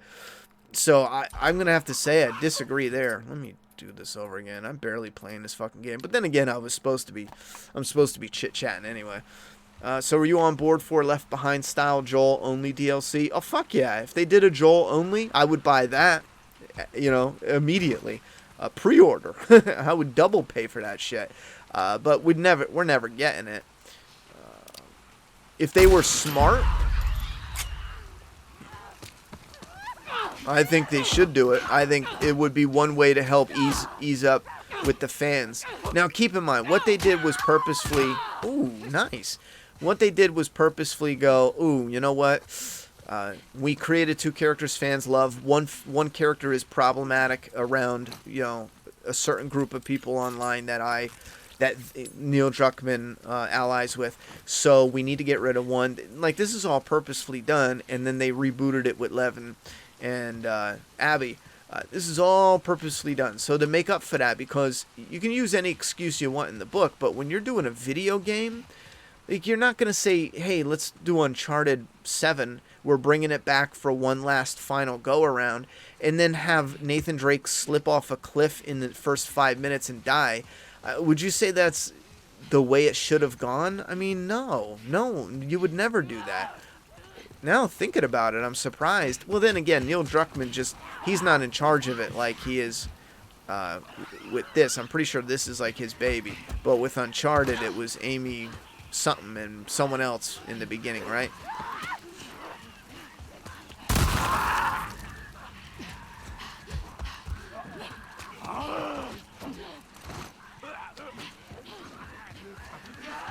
Oh, what the fuck, man?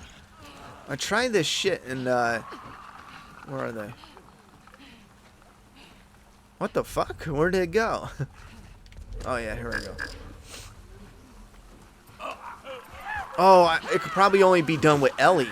Ellie's the only one who can jump down and attack, right? There's gotta be a...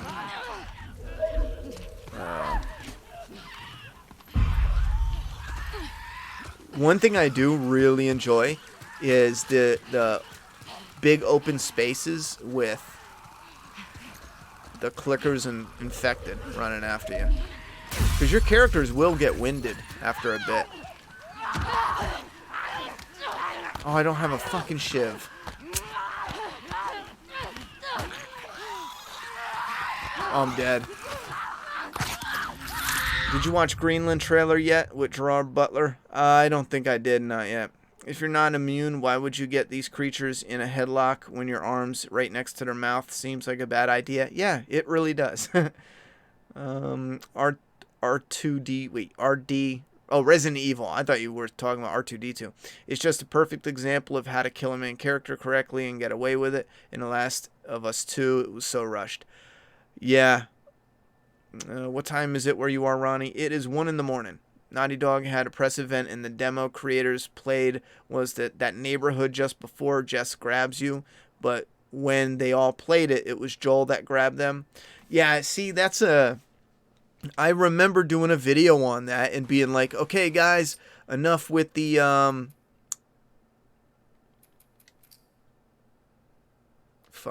Enough with the, whatchamacallit, conspiracy theories. This is confirmed. Testers played it, and I know Naughty Dog is known for doing like tweaks with trailers, and I honestly did not believe, because again, I find that to be like disgusting. People should pull all support. Like, customers should just buy your shit when it's pre-owned and used. Like, that's something, in my opinion, that's something you don't do. Fake a scene with the character that you killed off.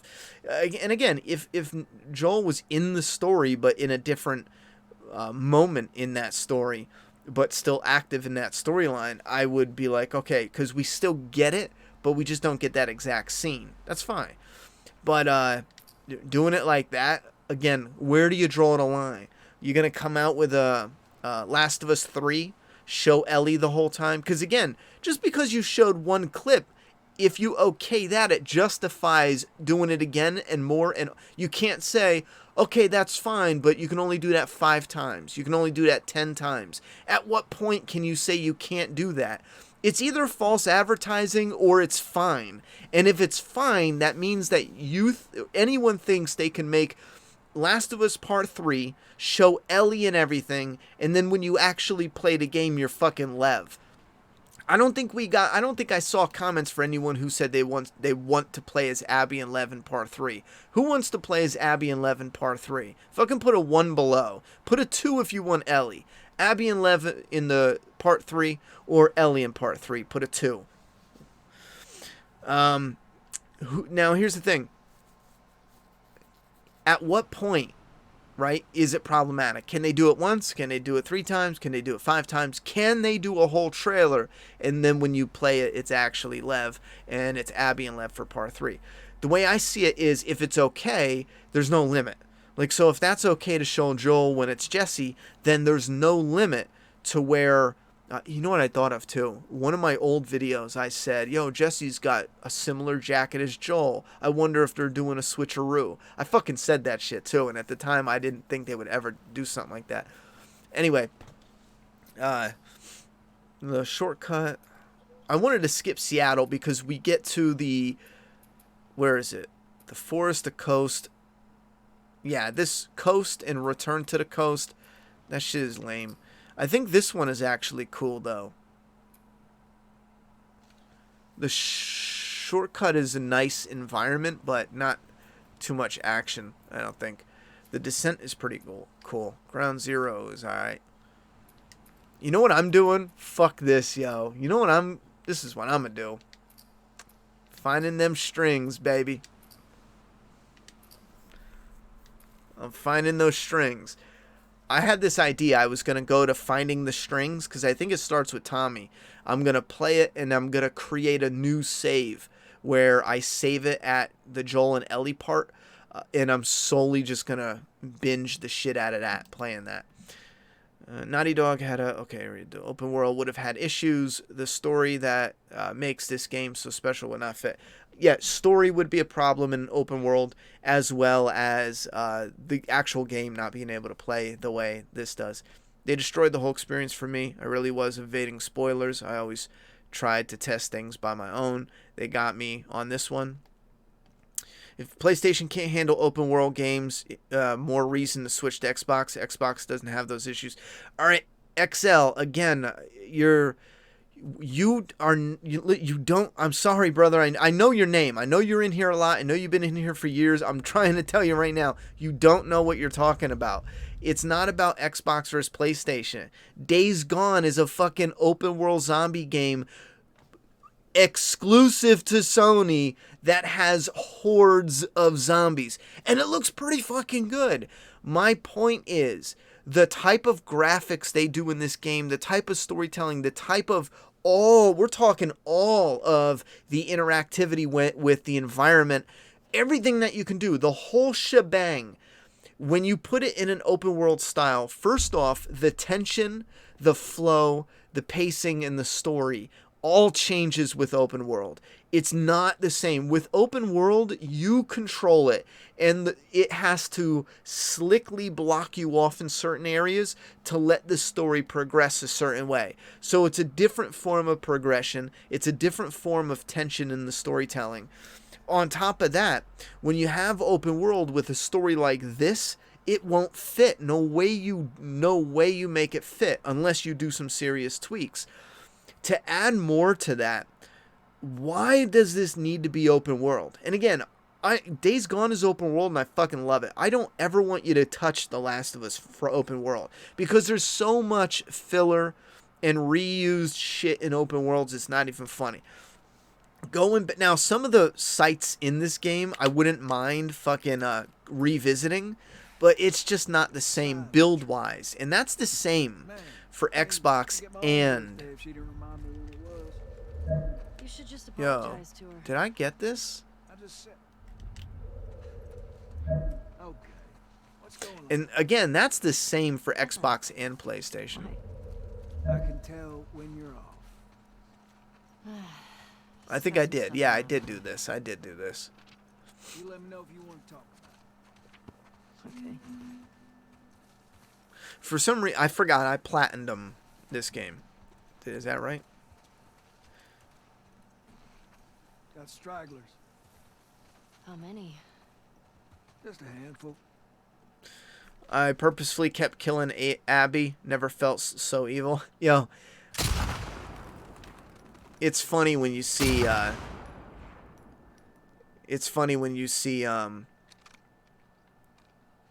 people that do, montages. You sure?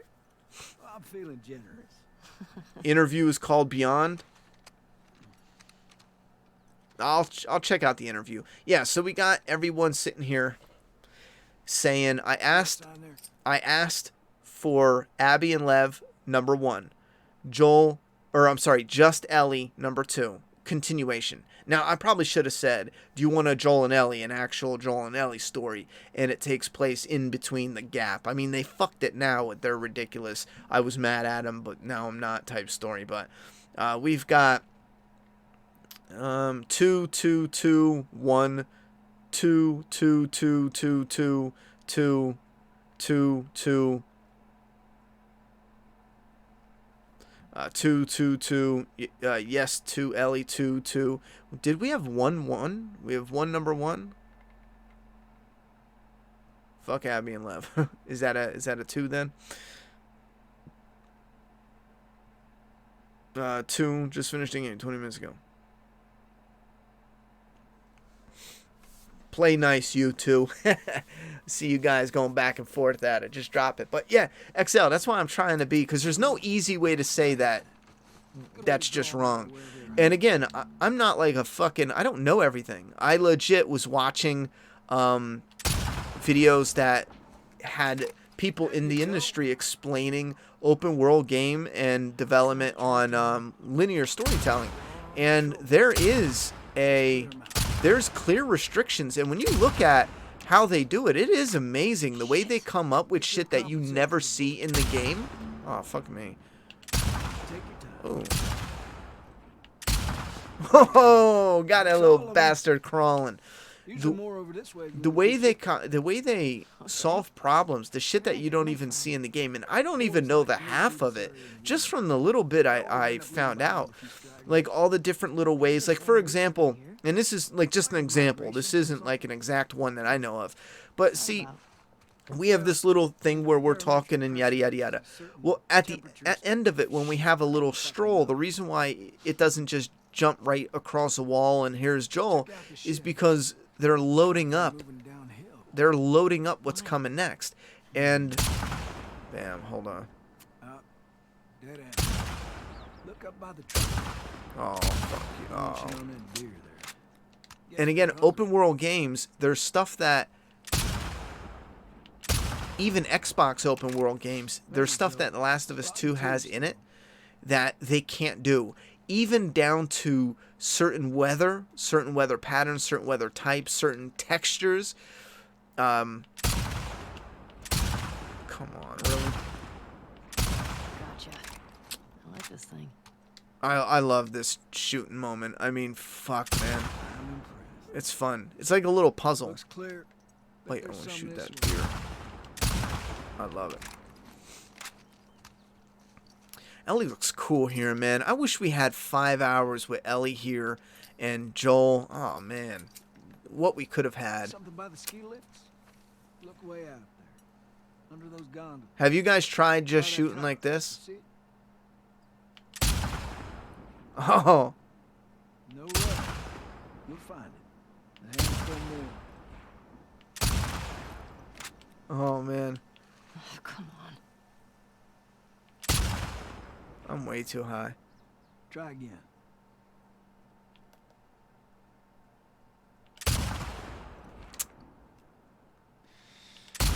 I like how fall smells. Same, Tommy. I love the fall. You're a natural. 3 left. I'm a natural. I'm not hitting anything. What you think? Dude, a couple more. Damn, I'm doing terrible at this. Took me a while to get the hang of this. Oh, I didn't feel like I was that bad when I first played it. You're really getting it. Yes. I'm going too high. Well done.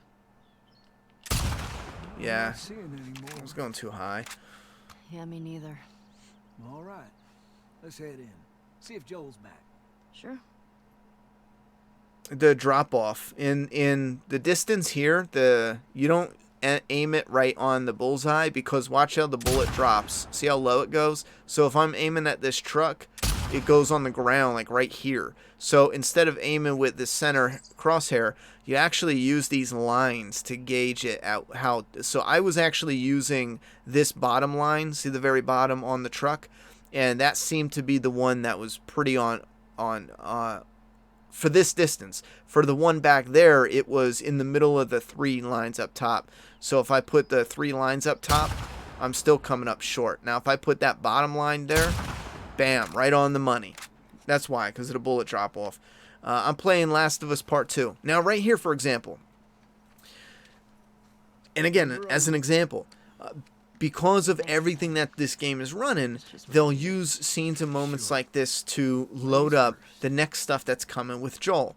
The next fight or scene where they're clearing a bookcase. You know, you and Joel move a bookcase or a table.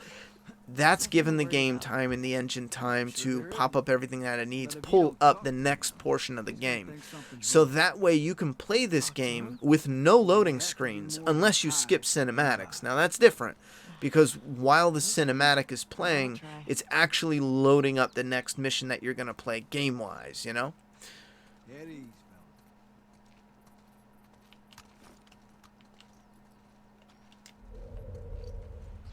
I don't think I walked away ever yet, like over here. Like, look, this is stuff that I do dig. Over here, there's nothing fucking over here, but the simple fact that they just opened it up a little bit and allow you the chance to just come over here and chill. It would be nice to have a little collectible over here or something. And maybe there was and I already got it and I just don't remember. But I do appreciate that when they have multiple areas that you can go into for ways of attacking and stuff. That makes the replay value a lot of fun. That was y'all shooting up there, right? Oh, just some stragglers. Yep.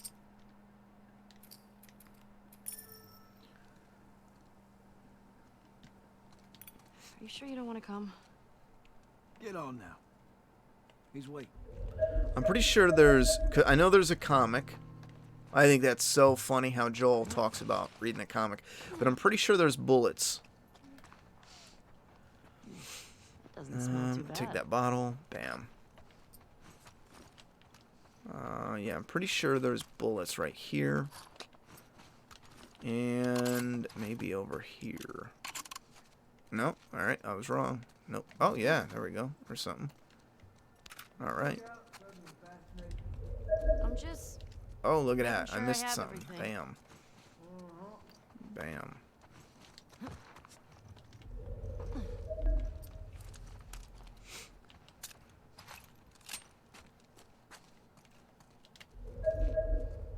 Is that Joel's book bag? No. Well, did something beep over You here? don't need any strength. Sounds just fine to me. Ooh, beautiful. Okay, let's go. All right. On me, kiddo. So, you and Tommy cross anything when you was out? Just the few we saw from the ridge. Oh, listen to what they're saying. They talk about the ending. Runners in a house. Listen.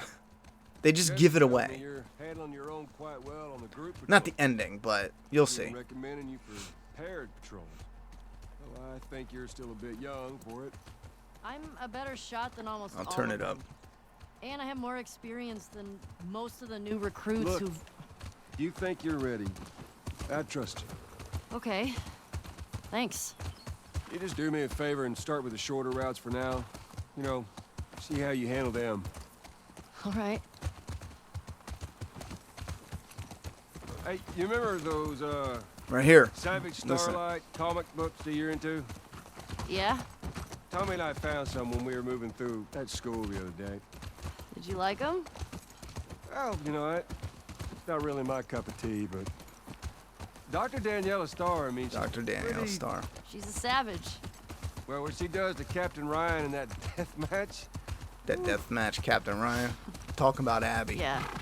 I mean, he definitely deserved it, but... Definitely deserved it, That was but a nice twist how they escaped, though. nice twist how they escape, how they leave You're on the funny. boats. Nice twist to the ending.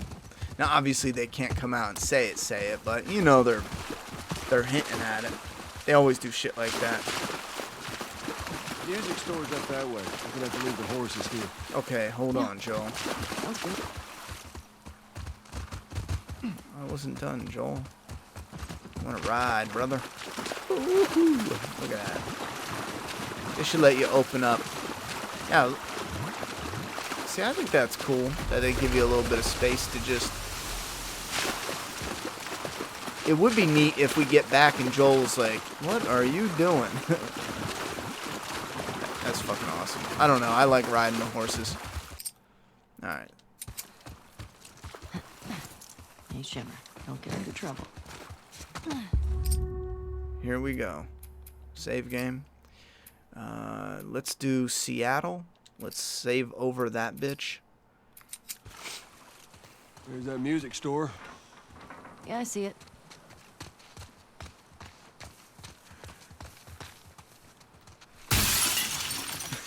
Fuck you. Need a boost? I got it. I don't think we can go this way. What?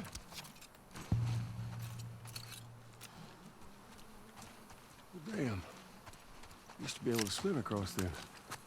Okay, so now what? Well, if you're up for it, we can try cutting through that hotel. I'm up for it. Yo, and I love how they get the faces. You can't see it because you're playing the game, but they actually have the characters do expressions and they talk. Like when they're talking to each other, they actually talk. Oh, she's not gonna mention the card? Ellie usually mentions finding the card. Maybe I did it too fast. Fuck. No.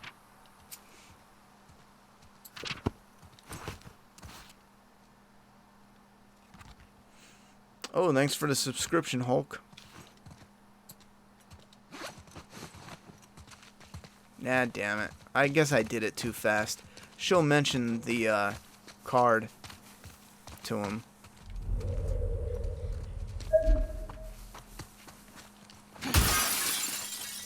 Yeah, this looks cool. Little hole here. Little hoe. Come on, Joe. Damn it. Still on the fence about this one. Should I wait till the price drops? Oh, that might be something. If you are into the think you world can and the fit in there? gameplay, I would recommend Worth a it's shot. worth every penny now. But if you are somebody who is really interested in a story with the gameplay, I would highly suggest that you Hold wait on. All right. for a sale. I mean, because you never know. You could end up loving it, but you could also end up being like, this is tricky because when it comes to the value of the game, I think gameplay-wise and world-wise, I know some people are mad looking. because I think with PlayStation 5 and Xbox, whatever the fuck they're coming out with, I think the new video games are going to be $70 instead of $60, and I've seen people are like flipping out about it. And I've said this for years. Get ready, because video games should cost $80. And I know you're going to be fucking mad at me, but the point is, the industry cannot keep pumping out these... I mean, for some that they know for a fact they can make, like Last of Us, whatever the budget, they know they're making their money back. And I think they already made like $240 million fucking dollars off of Last of Us 2, and that's at a minimum, right?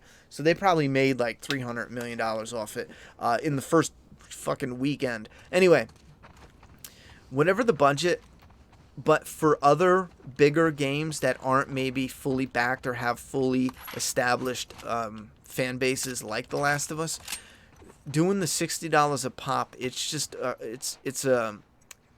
it's a tight spot on the industry. And again, that's at least from what we hear from experts who know some. When it comes to playing the game, like I said, I spent $140 on the collector's edition, and for the enjoyment I'm gonna get out of the gameplay, even though I struggle to like the story, No, even too skinny. You need to the eat more. gameplay alone, I will get all my money's worth of entertainment for that price. Like with Days Gone, I know some people were like, "Oh, it's not even worth $20," and you're nuts. I spent, I forget what the collector's edition was, but it was worth every penny. I played that thing for like 80 hours. You know what I'm saying? Like, if you wanted this game and you had to pay somebody to make this game for you, you're paying millions. You know, the reason we get it for $60 is because they are able to mass produce it and put it on the market. What score did you give Last of Us 2? I think I gave it an 8 out of 10. And that heavily deals with, I tried to rate it as fairly as I could, being that it is outside of some of the flaws. There's so much that is really well done. And again, I have to be fair and count everything from the graphics to the voice acting to the camera work to all of it. And even though it has its hardcore flaws, it also has a lot that really works for it. Been in here before? You just patrol the streets. Like, even if you hate the Feeling like a bit of an oversight now. the Abby and Maybe. Ellie finale showdown or whatever, it still is like the brutality, the graphics, how it looks, the sound effects, all this yada yada yada. Even though they ripped off Saving Private Ryan, even you know what I mean, even though they ripped off The Walking Dead, even though they used cliche story elements from TV shows from 20, 30 years ago, you know. It's still weird because it's still so well done as far as the overall look.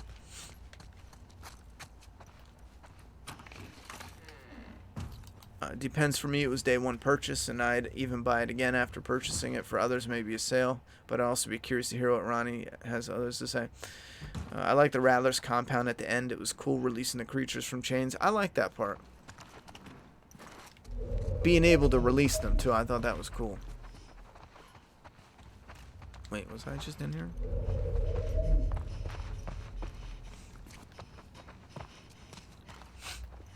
I just want to load up so we can get to the action. I love the little fight here with Joel. I think I saved it at the wrong part, because if I'm going to replay this mission, it's cool walking around with Joel and talking with Joel, but it's like a glimpse at what we could have gotten before. Again, not even a whole part 2, but a big chunk of Abby's filler-ass story. Again, we got Abby, we got... Yara is in it only to push Lev's story to some degree, to have them save Abby, but also to be a throwaway. Like, Yara is literally a setup throwaway character. And Yara's not a character I hated. I was flat on Yara. Even Lev, like, there's a line or two where I was like, that's, you know, nice back and forth between the characters, but Go through here. I'm sure. Is it one of us? Only people went missing from Jackson were teenagers last year. It was too old. Now it just roamed in. the fuck? We got ghosts, you know. This way.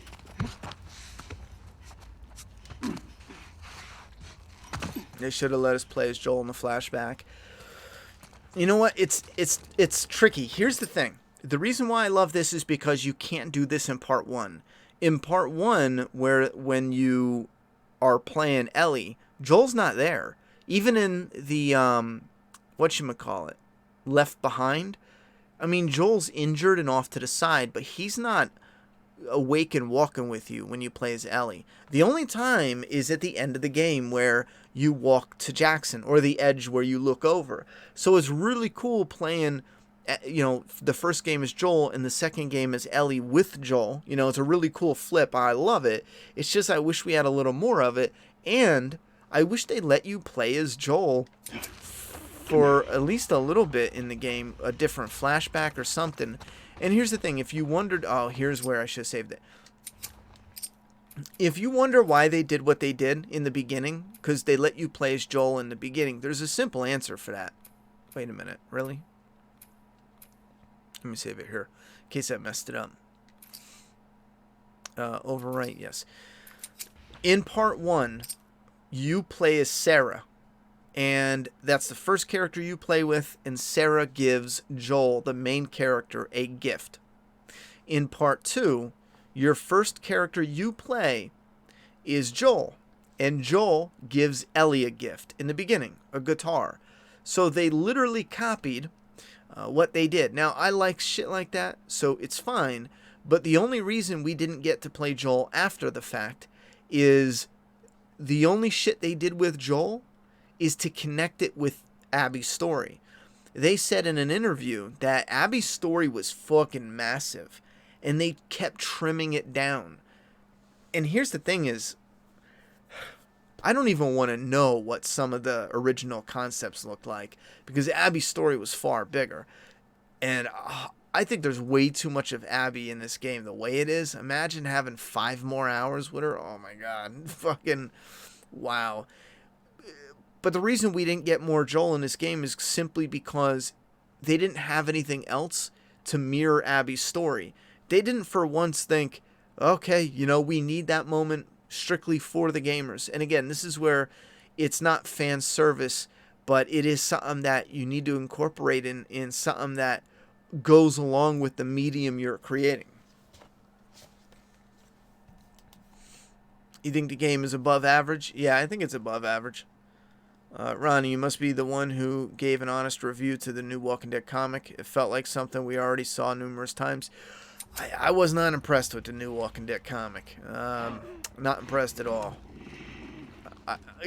It was nice having Walking Dead stuff to discuss, and I hated making the review. I wasn't harsh in the review, I don't think, but the Walking Dead retweeted me on Twitter, and I was just like, that's cool and all, but man, they're probably gonna be like, what a dick, you know? Because it just wasn't for me, yo. But I think it's awesome that they did that for comic book shops. I do, even though I get it. They did it for comic book shops and to promote the new comic coming up. I get it. Do you agree with people petitioning for a remake of the game like they did petition for Game of Thrones? No, I don't agree with petitions. I think petitions are only good to show how many people are disappointed. That's about it. Outside of showing it, petitions, I don't know where people got this opinion that petitions actually do something. Now, I think the petition is a troll because the person who... Oh, fuck you. The person who did the petition was Joel Miller. Joel, if you look at the person who started it... Ah, fuck. I thought I could quickly do that. Damn. Oh, Joel! I thought you had my back, bro. Fucking glad Abby got you. No, I'm teasing. Yeah, petitions don't do shit. Like, they really don't do shit. So, I'm just not sure why people do them. Other than to show companies that you done fucked up. Trev loved Negan Lives. That guy loves everything The Walking Dead. Did he really love it? Oh, shit. I forgot to kill that, to hit triangle.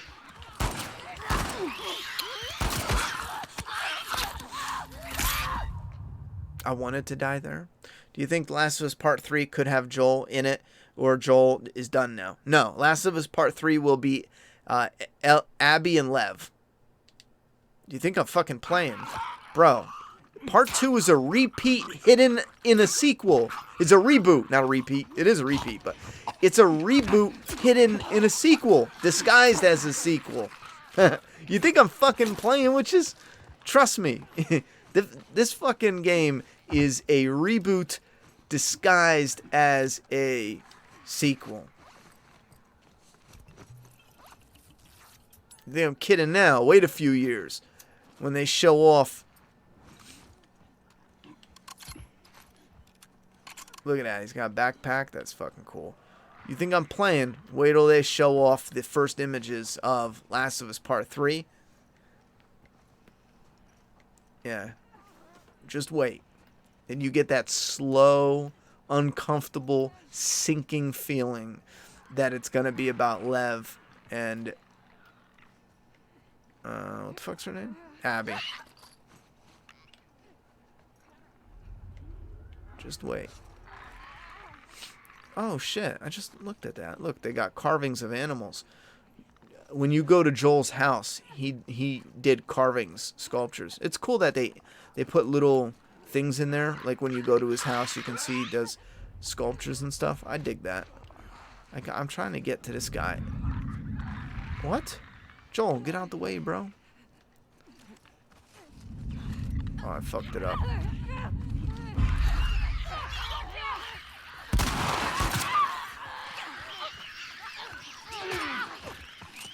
You got it, Joel? Oh, fuck me. I was going to grab him so the clicker can eat him. We'll do it. I love that shit. I don't know why. Trev's likes fear, so... he seems like an easy... And again, if Trev's girlfriend is listening, I mean this as no insult. Don't fucking attack me, yo. But he seems easy to please, let's just say, you know? And again, I don't mean that in a negative thing. I don't have anything against the guy. He didn't do anything to me, you know? I'm just saying. He seems easy to please. And I understand what it's like getting excited that you finally have something like The Walking Dead back. I was mad excited when I picked it up. I was so hyped. It just didn't quite hit. Alright, so there's another clicker right there. Fuck me. There's another infected. I gotta do this quick.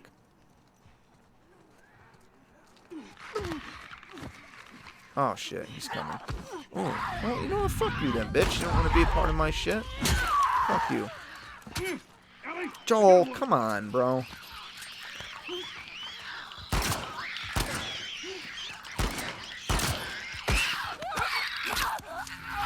Bitch took too many bullets. I thought she was gonna go down. Lev is gonna be huge in part 3.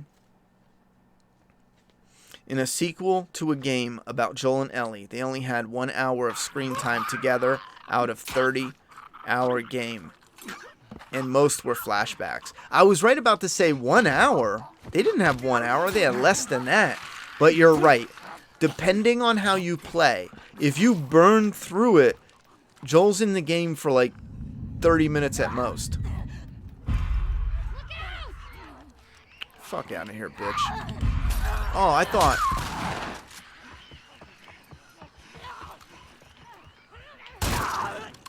You're about to see a fucking G. You're about to see a real OG.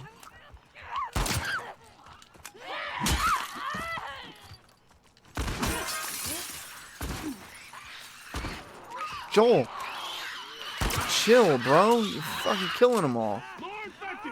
That's fine, that's fine. Let them come. Is there a clicker?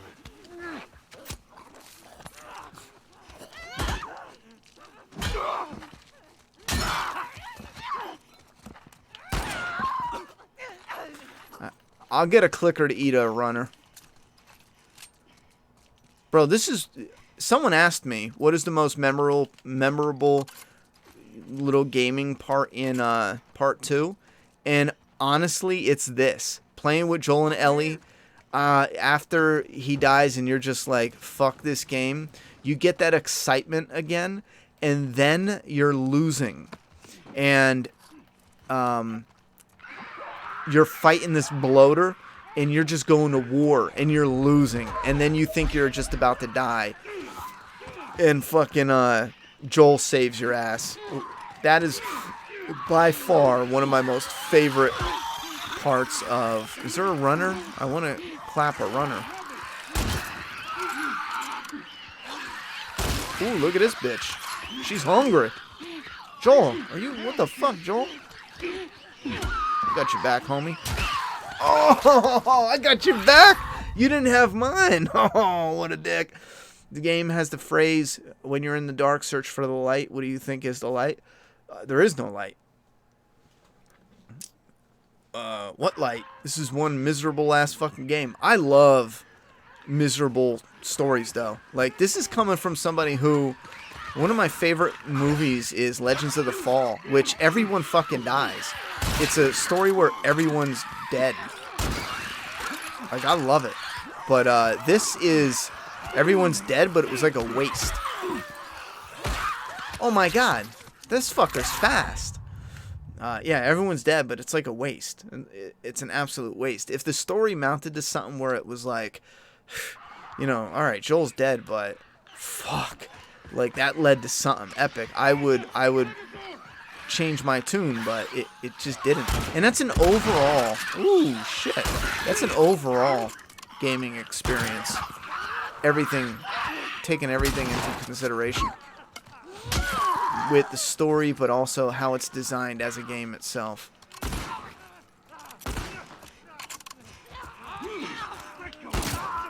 There's no way...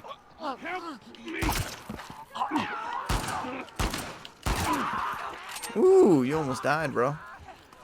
There's no... I don't know. Joel was... Or Neil was missing something when he thought... Oh, fuck me, bro. He was shocked that so many people had a problem with it. I don't see how you are shocked by that. I forgot this is on Survivor. Oh, shit.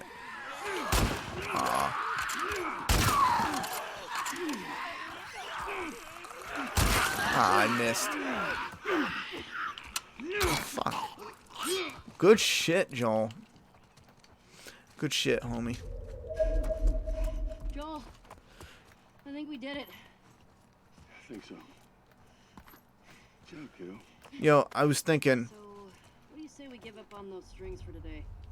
Do you think it would be cheesy, or do you think it would be in character or out of character if when she's pinned on the ground and Abby is like considering or like hitting him, and then she's considering taking the final shot, if she's like, please don't stop, don't, yada yada yada, and then she screams, instead of screaming Joel, she screams Dad?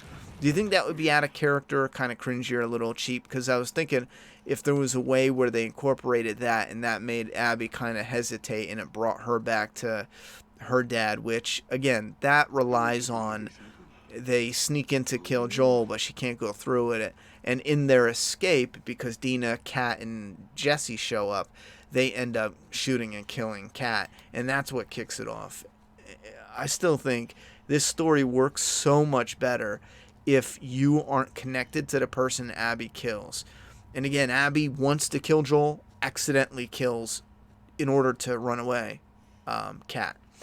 Because his story doesn't work when you get to that point. Not for so many, for some. This part, yo. Oh.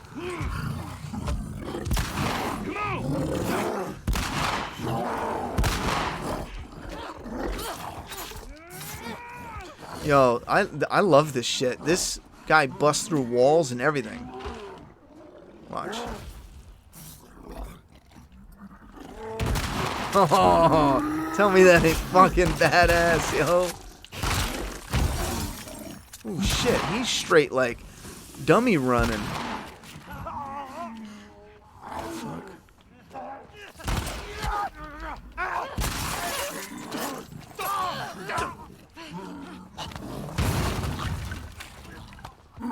Fuck. Oh, fuck, I fucked it up. If you hold... Oh.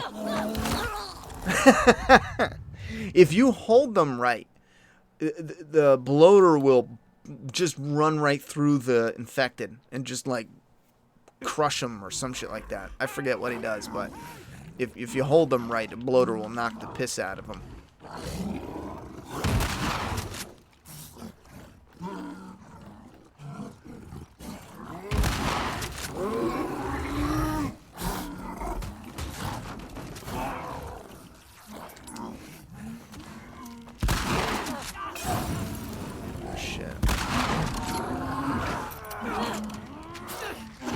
I'm trying to do it without getting killed. Oh, Joel.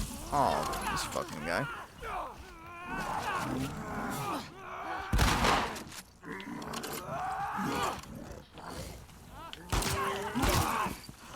I couldn't wait.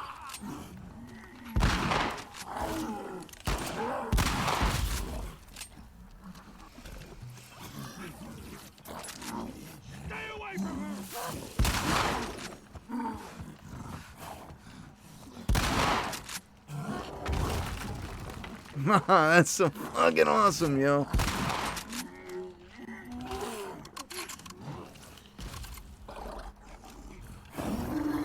Here it comes.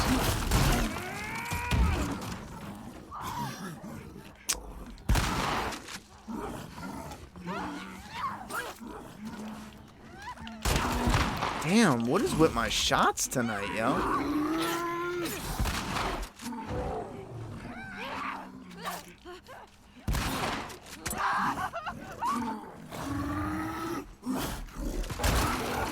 Aw, I love when you dodge me. No, don't save me, Joel. Ah, it's too soon. It's too soon, brother. It's still too soon. I don't want to fucking stop playing. Yeah, greatest moment in the game, bro. Or my most memorable moment in the game is this. Playing this little moment with Joel, just appreciating the last time we'll ever play true Last of Us. Fuck him. Oh, Joel got knocked on his fucking ass. I missed that. I don't think I saw that any time I've ever played. Joel getting fucking just deboed right on his ass.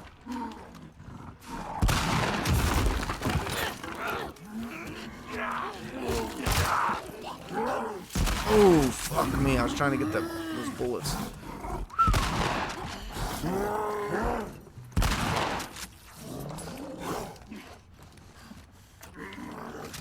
Take that, bitch. Where's those bullets now? Give me this, give me that.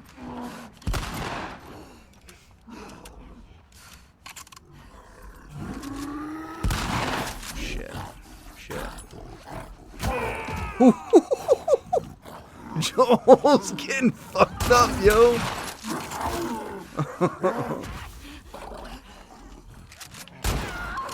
I don't think so, bitch. This guy just bursting through doors.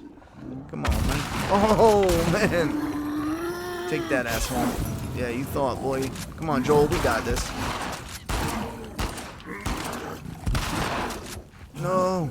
Get away from me, pervert. It's a fat David. Get away. Joel! He almost got me.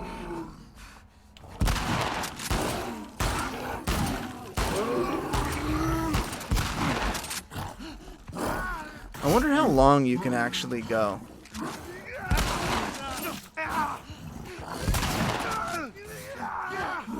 Oh my god, he's pissed. I wonder if he's gonna...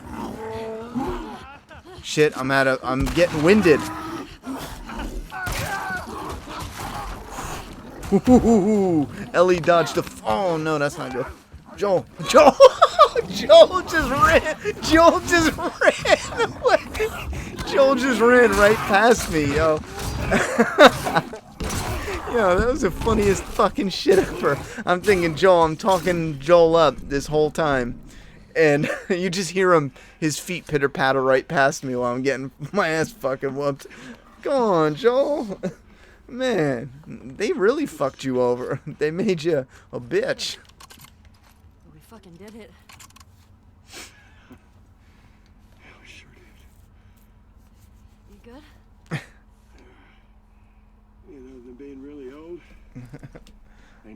solid night's sleep on shake. I'll be honest, if I really love an episode of The Walking Dead, I'll watch Trez reviews, laugh out loud, but if I want an honest and fair review, I'll watch Matt. Well, thank you very much, brother. Can you clear something up for me? When Abby was in contact with the Fireflies at the house, were those the bad guys who took her? You know, I forgot to double check, but I believe the first time they said look for the round dome, and then later Ellie finds them in a round dome, like the Rattlers had a round dome. The one time I played through it, I actually thought that it makes more sense if that wasn't a trap, because What are you doing? it makes no fucking sense. I mean, it's kind of stupid. It's only there, if it's a trap, it's only there to fool the audience, because they can just not answer the radio, and the people on the radio could just beat them when they get out of the house. And before you say, oh, well, that's how they knew they were in the house. Well, how fucking close were they? If they fucking, oh shit, someone's in the house, and then they jump them. So I'm going to have to say, I don't know, but I'm leaning towards the ending was supposed to symbolize they're going in a boat to find the Fireflies, I thought. So I'm going to say no, the people on the radio were definitely Fireflies. Let's deal with them too. What do you guys think in chat? The date, right? On and off. Last of Us Part 2 has amazing graphics, gameplay that make up for the story for me, but I might not buy Part 3 because the story, in a way, matters slightly. I've got a pretty keen eye. Yeah, Legends of the Fallen is great. Not so keen with this one. Let's see. The part with Joel killing the bloater was awesome. This should have been the game, more of this. Yeah. If they make a Part 3, will you buy it? Well, I think that's going to depend. Now, if you said, you know, Ronnie, Part 1, would you buy it? Yeah, back in 2012, 2013, I'm buying it day one. I had it, you know, in my mind day one. After you said, hey, Ronnie, would you buy Part 2? Yeah, I pre-ordered it. Fuck yeah, I'm buying it. Now, Ronnie, would you buy Part 3? I don't know. I really don't know. If they show us Lev and Abby, I'm good. I'll get it when it's on sale, only because I want to play in that world, you know. But I'm not pre-ordering it. I'm not buying collector's editions. I'm not doing any of that shit. I don't care about those characters. Like, these are the ones I love. And what they did with those characters in Part 2, it just didn't do anything for me. It was just flat.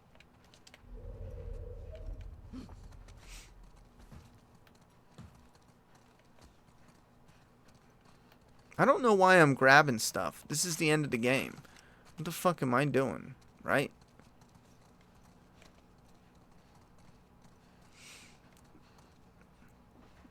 I was joking too when I said I'm gonna replay this. Now I am gonna replay it, but I love this little mini mission with Ellie and Joel, but there's so little here. Replaying is kind of like, I don't want to like get sick of it, because there's not much here. There's really not much here. See what it is?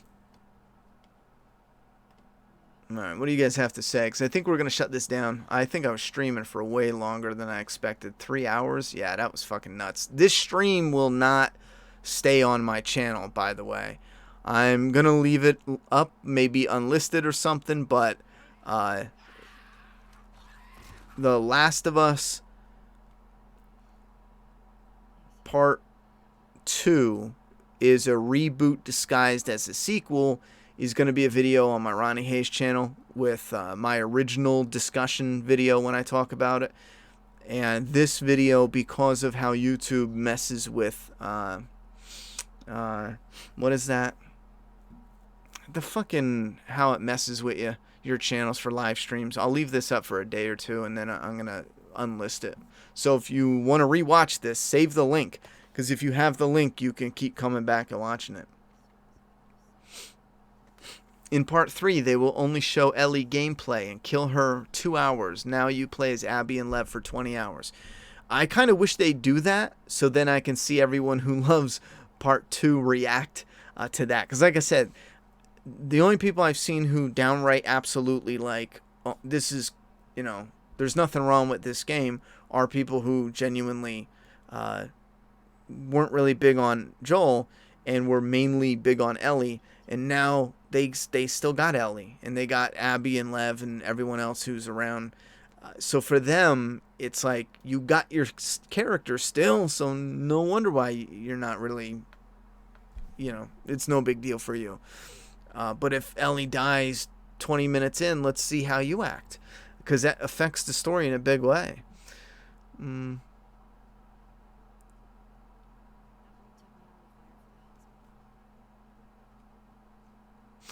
Yeah, Dino, I still see people talking like that, and I'll be real with you, I don't understand it at all. Maybe if you want to explain what that means, because Dino says this gameplay was achieved back on the PS3. Nothing groundbreaking, but the graphics is where this game shines, in my opinion. And this is where I just can't fathom what this even means. The type of gameplay in this, there's no only one right way to do gameplay. Like, you can have gameplay that's too loose.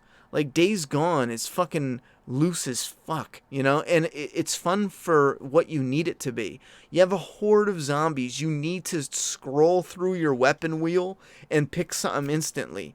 This isn't made like that. I mean, it's not made accidentally where you go to pick your weapons. It's done on purpose, where when you pick your weapon, the reason it's done like this and quick switching is because it matches the amount of time your character on screen, and when you're allowed to pull the trigger from switching your gun or throwing your bottle, it closely matches the time you'll be able to actually do that action.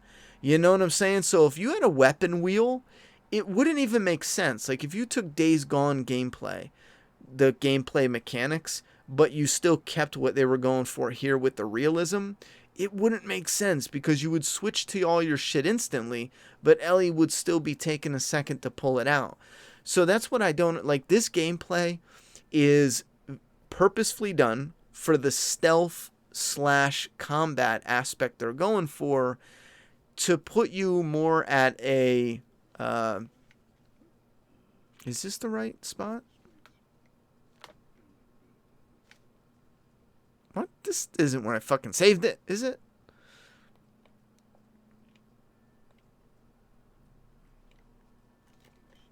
To put you at a spot where... Finding strings.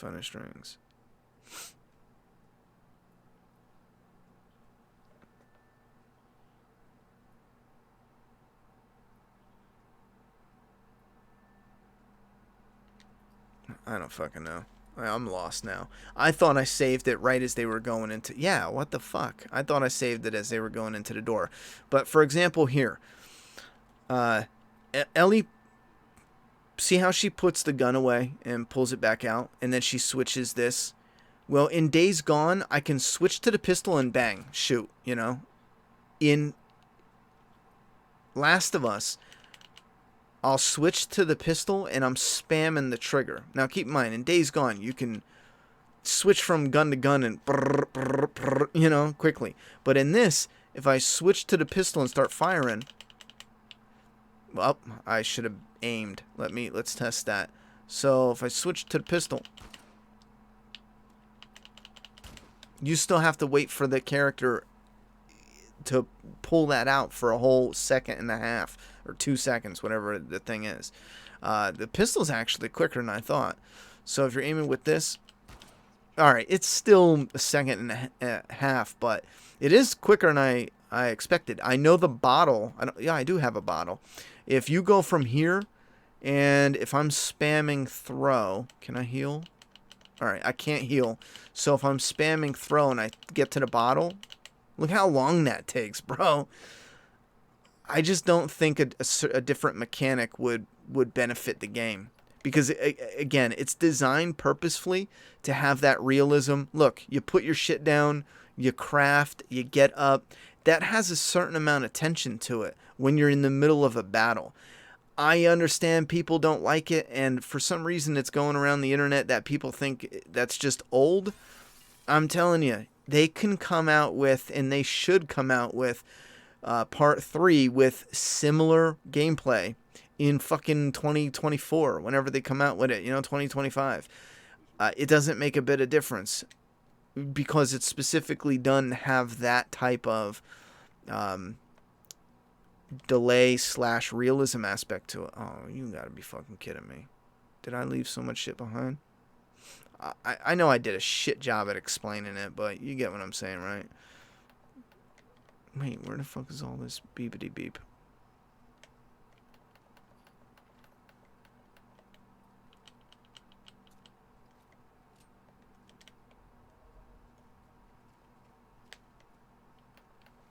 No, I don't need that.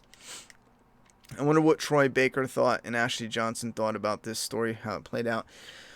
That's a tricky one. It seems like from interviews, they just love it. They love everything about it. And again, they have totally different experiences than we do as people playing it. See, for them, they are around those people. They have, all their gigs, and they, for Ellie, like Ashley Johnson, she's... she's in it, and she's working it, and she's doing new things and dealing with new, new co-actors, and, it's a range of... So her thing is way different. Their thing is way different than ours. They're still friends. They still get to speak to each other. They still have this history, this dynamic with the characters, and they still can interact and go to conventions and discuss. Like, he's still Joel. He's going to be Joel for years to come, and it's just a different vibe. Now, obviously, if he could have his pick and be Joel for a little bit longer, if I had to bet on it, I'd bet you any money. If it was up to him, sure, why wouldn't he want to be Joel for another, scene or moment in the game? Why fucking not, I bet he would. Have you seen both trailers for The Boys Season 2? I don't know. I don't really care about the trailers. I'm going to watch it no matter what, so I don't really care about the trailers. I wonder what... The end of the game was my only gripe, you said. What did you think of Tommy basically calling Ellie a coward? I thought it was stupid and forced. He should have been a broken man, not an angry man. I think it could work, her saying, Dad, I feel this point. She would have been calling him that anyway, or should have been when she thinks he literally... Wait. She thinks he's literally about to die, so she says it. Tommy's final scene was completely out of character. Yeah, I thought it was just stupid.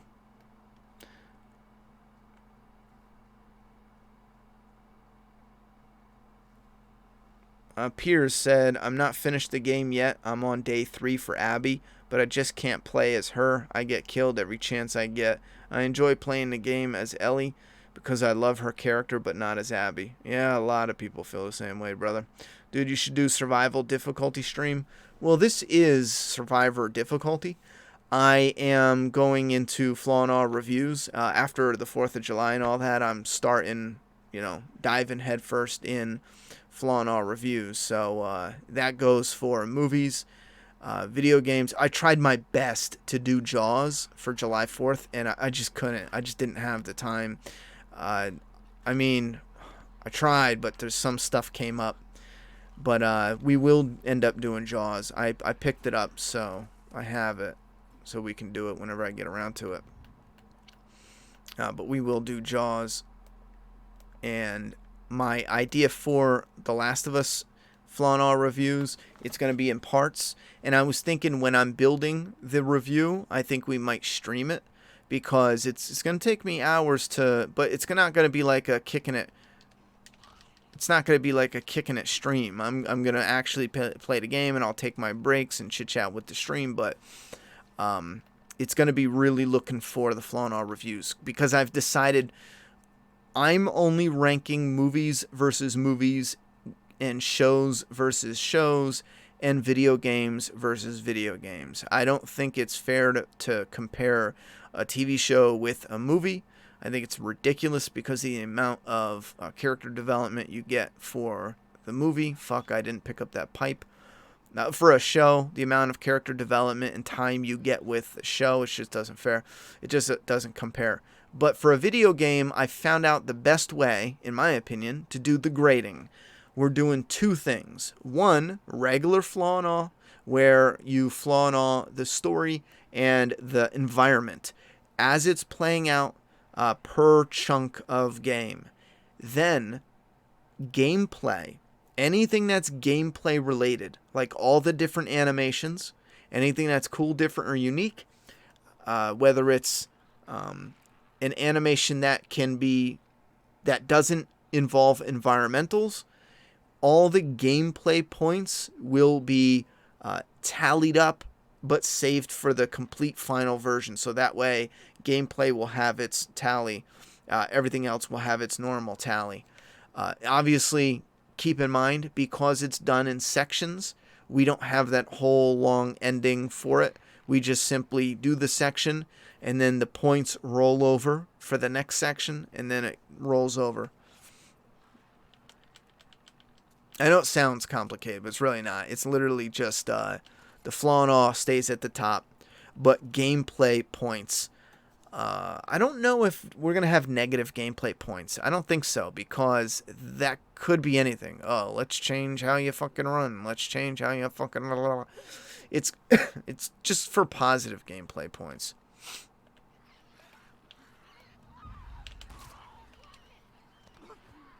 Come on, come on, come on. Oh, fucking love it. Love that. Oh, man. Did Joel shoot them? Oh, man, Joel... This is on Survivor, Joel. Chill the fuck out, man. I'm supposed to be doing that shit. I'm ready. Joel, I'm ready, brother. Joel, don't, you son of a bitch. Ooh, I Negan'd your bitch ass. Oh, I gotta reload. Joel, I got one, Joel. Fuck it. I got him, Joel. You gonna say thank you?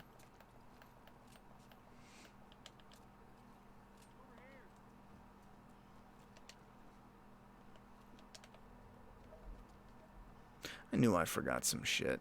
Oh yeah, that's right. Where's that, give me that. Oh, bam, bam, bam. Thank you, ma'am. Let's do it.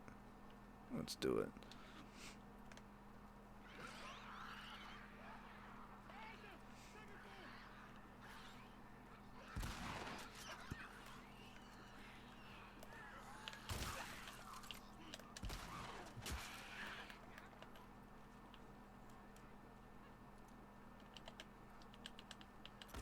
Where are they?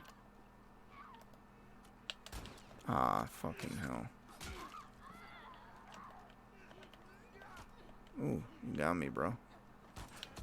Oof. Oh, fuck, Joel.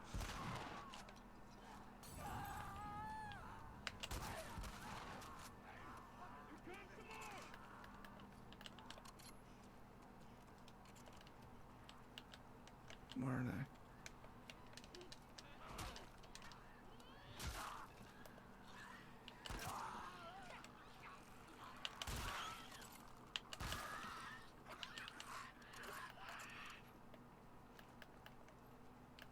Is that it? Fuck yeah. That's our new high five, Joel. Since they let us high five Jesse and not you. Joel. I'm saving you. I'm saving you from a disrespectful ending. Just let it be, bro. Just let me do it. Just let me do it. See? It could have been worse, brother.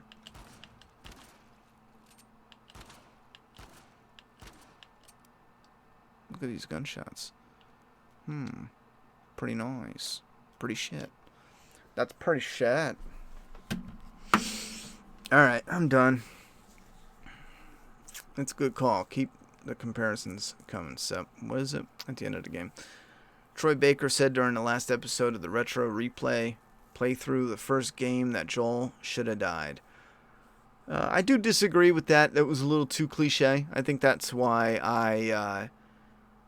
I was so oh shit, they might be killing him off. But I figured he was dying at the end, you know.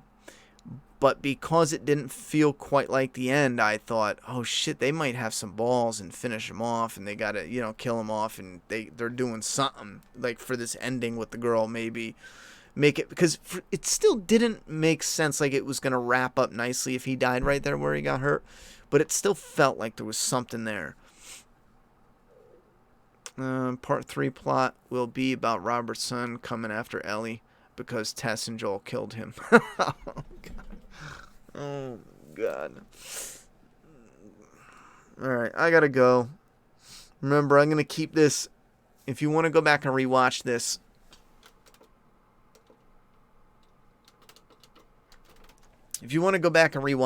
please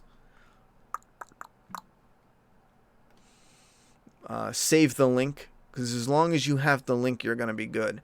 And last thing, reminder, we are now at $7,160, getting even closer to $7,500.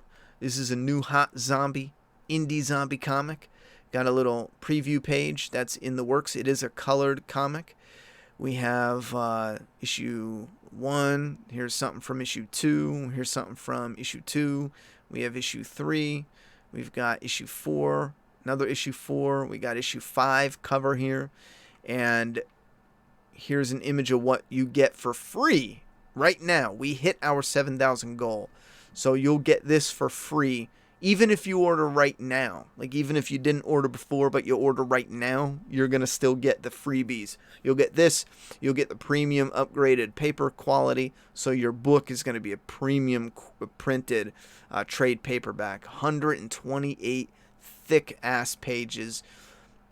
Trust me, it's going to be a big boy. It's going to be a big boy.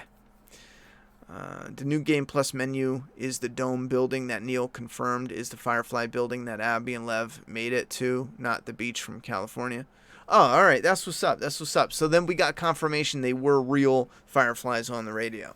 Like I said, in the thing, it didn't make sense that they would be the Rattlers on the radio. It's just, I don't know. But, I don't know why I say but all the time. Yeah, I'm going to have some family time tomorrow for the 4th of July. We have some illegal fireworks we're going to try to light off. And since we can't go out to any fireworks shows. And after that, I'm going to get just on the grind. We're jumping in full time with Flaw and All reviews, 1 a week. I'm trying my best to do the 1 a week and then pop up some, little specials here and there. I think it'd be fun if, now that we're finally on Flaw and Awe mainly. Now, Ronnie Hayes is still going to have random uploads. I just recorded 3 back-to-back, The Last of Us discussion videos. One of them is, this is a reboot. This was kind of like the discussion to see what y'all said. I was shocked. I thought more people would be a little into discussing, that's crazy, that's a conspiracy, or you're totally right, yes, I see it, But we seem to have, people are pretty much like, yeah, either I love this game or fuck this game. It seems to be pretty much like, that's it. Anyhow. Have a good night, guys. I'm out of here. I'll see you next time, and enjoy the 4th, and do not forget, be safe out there. Be safe, absolutely. Stop the blahad. I don't know what that means. I don't know.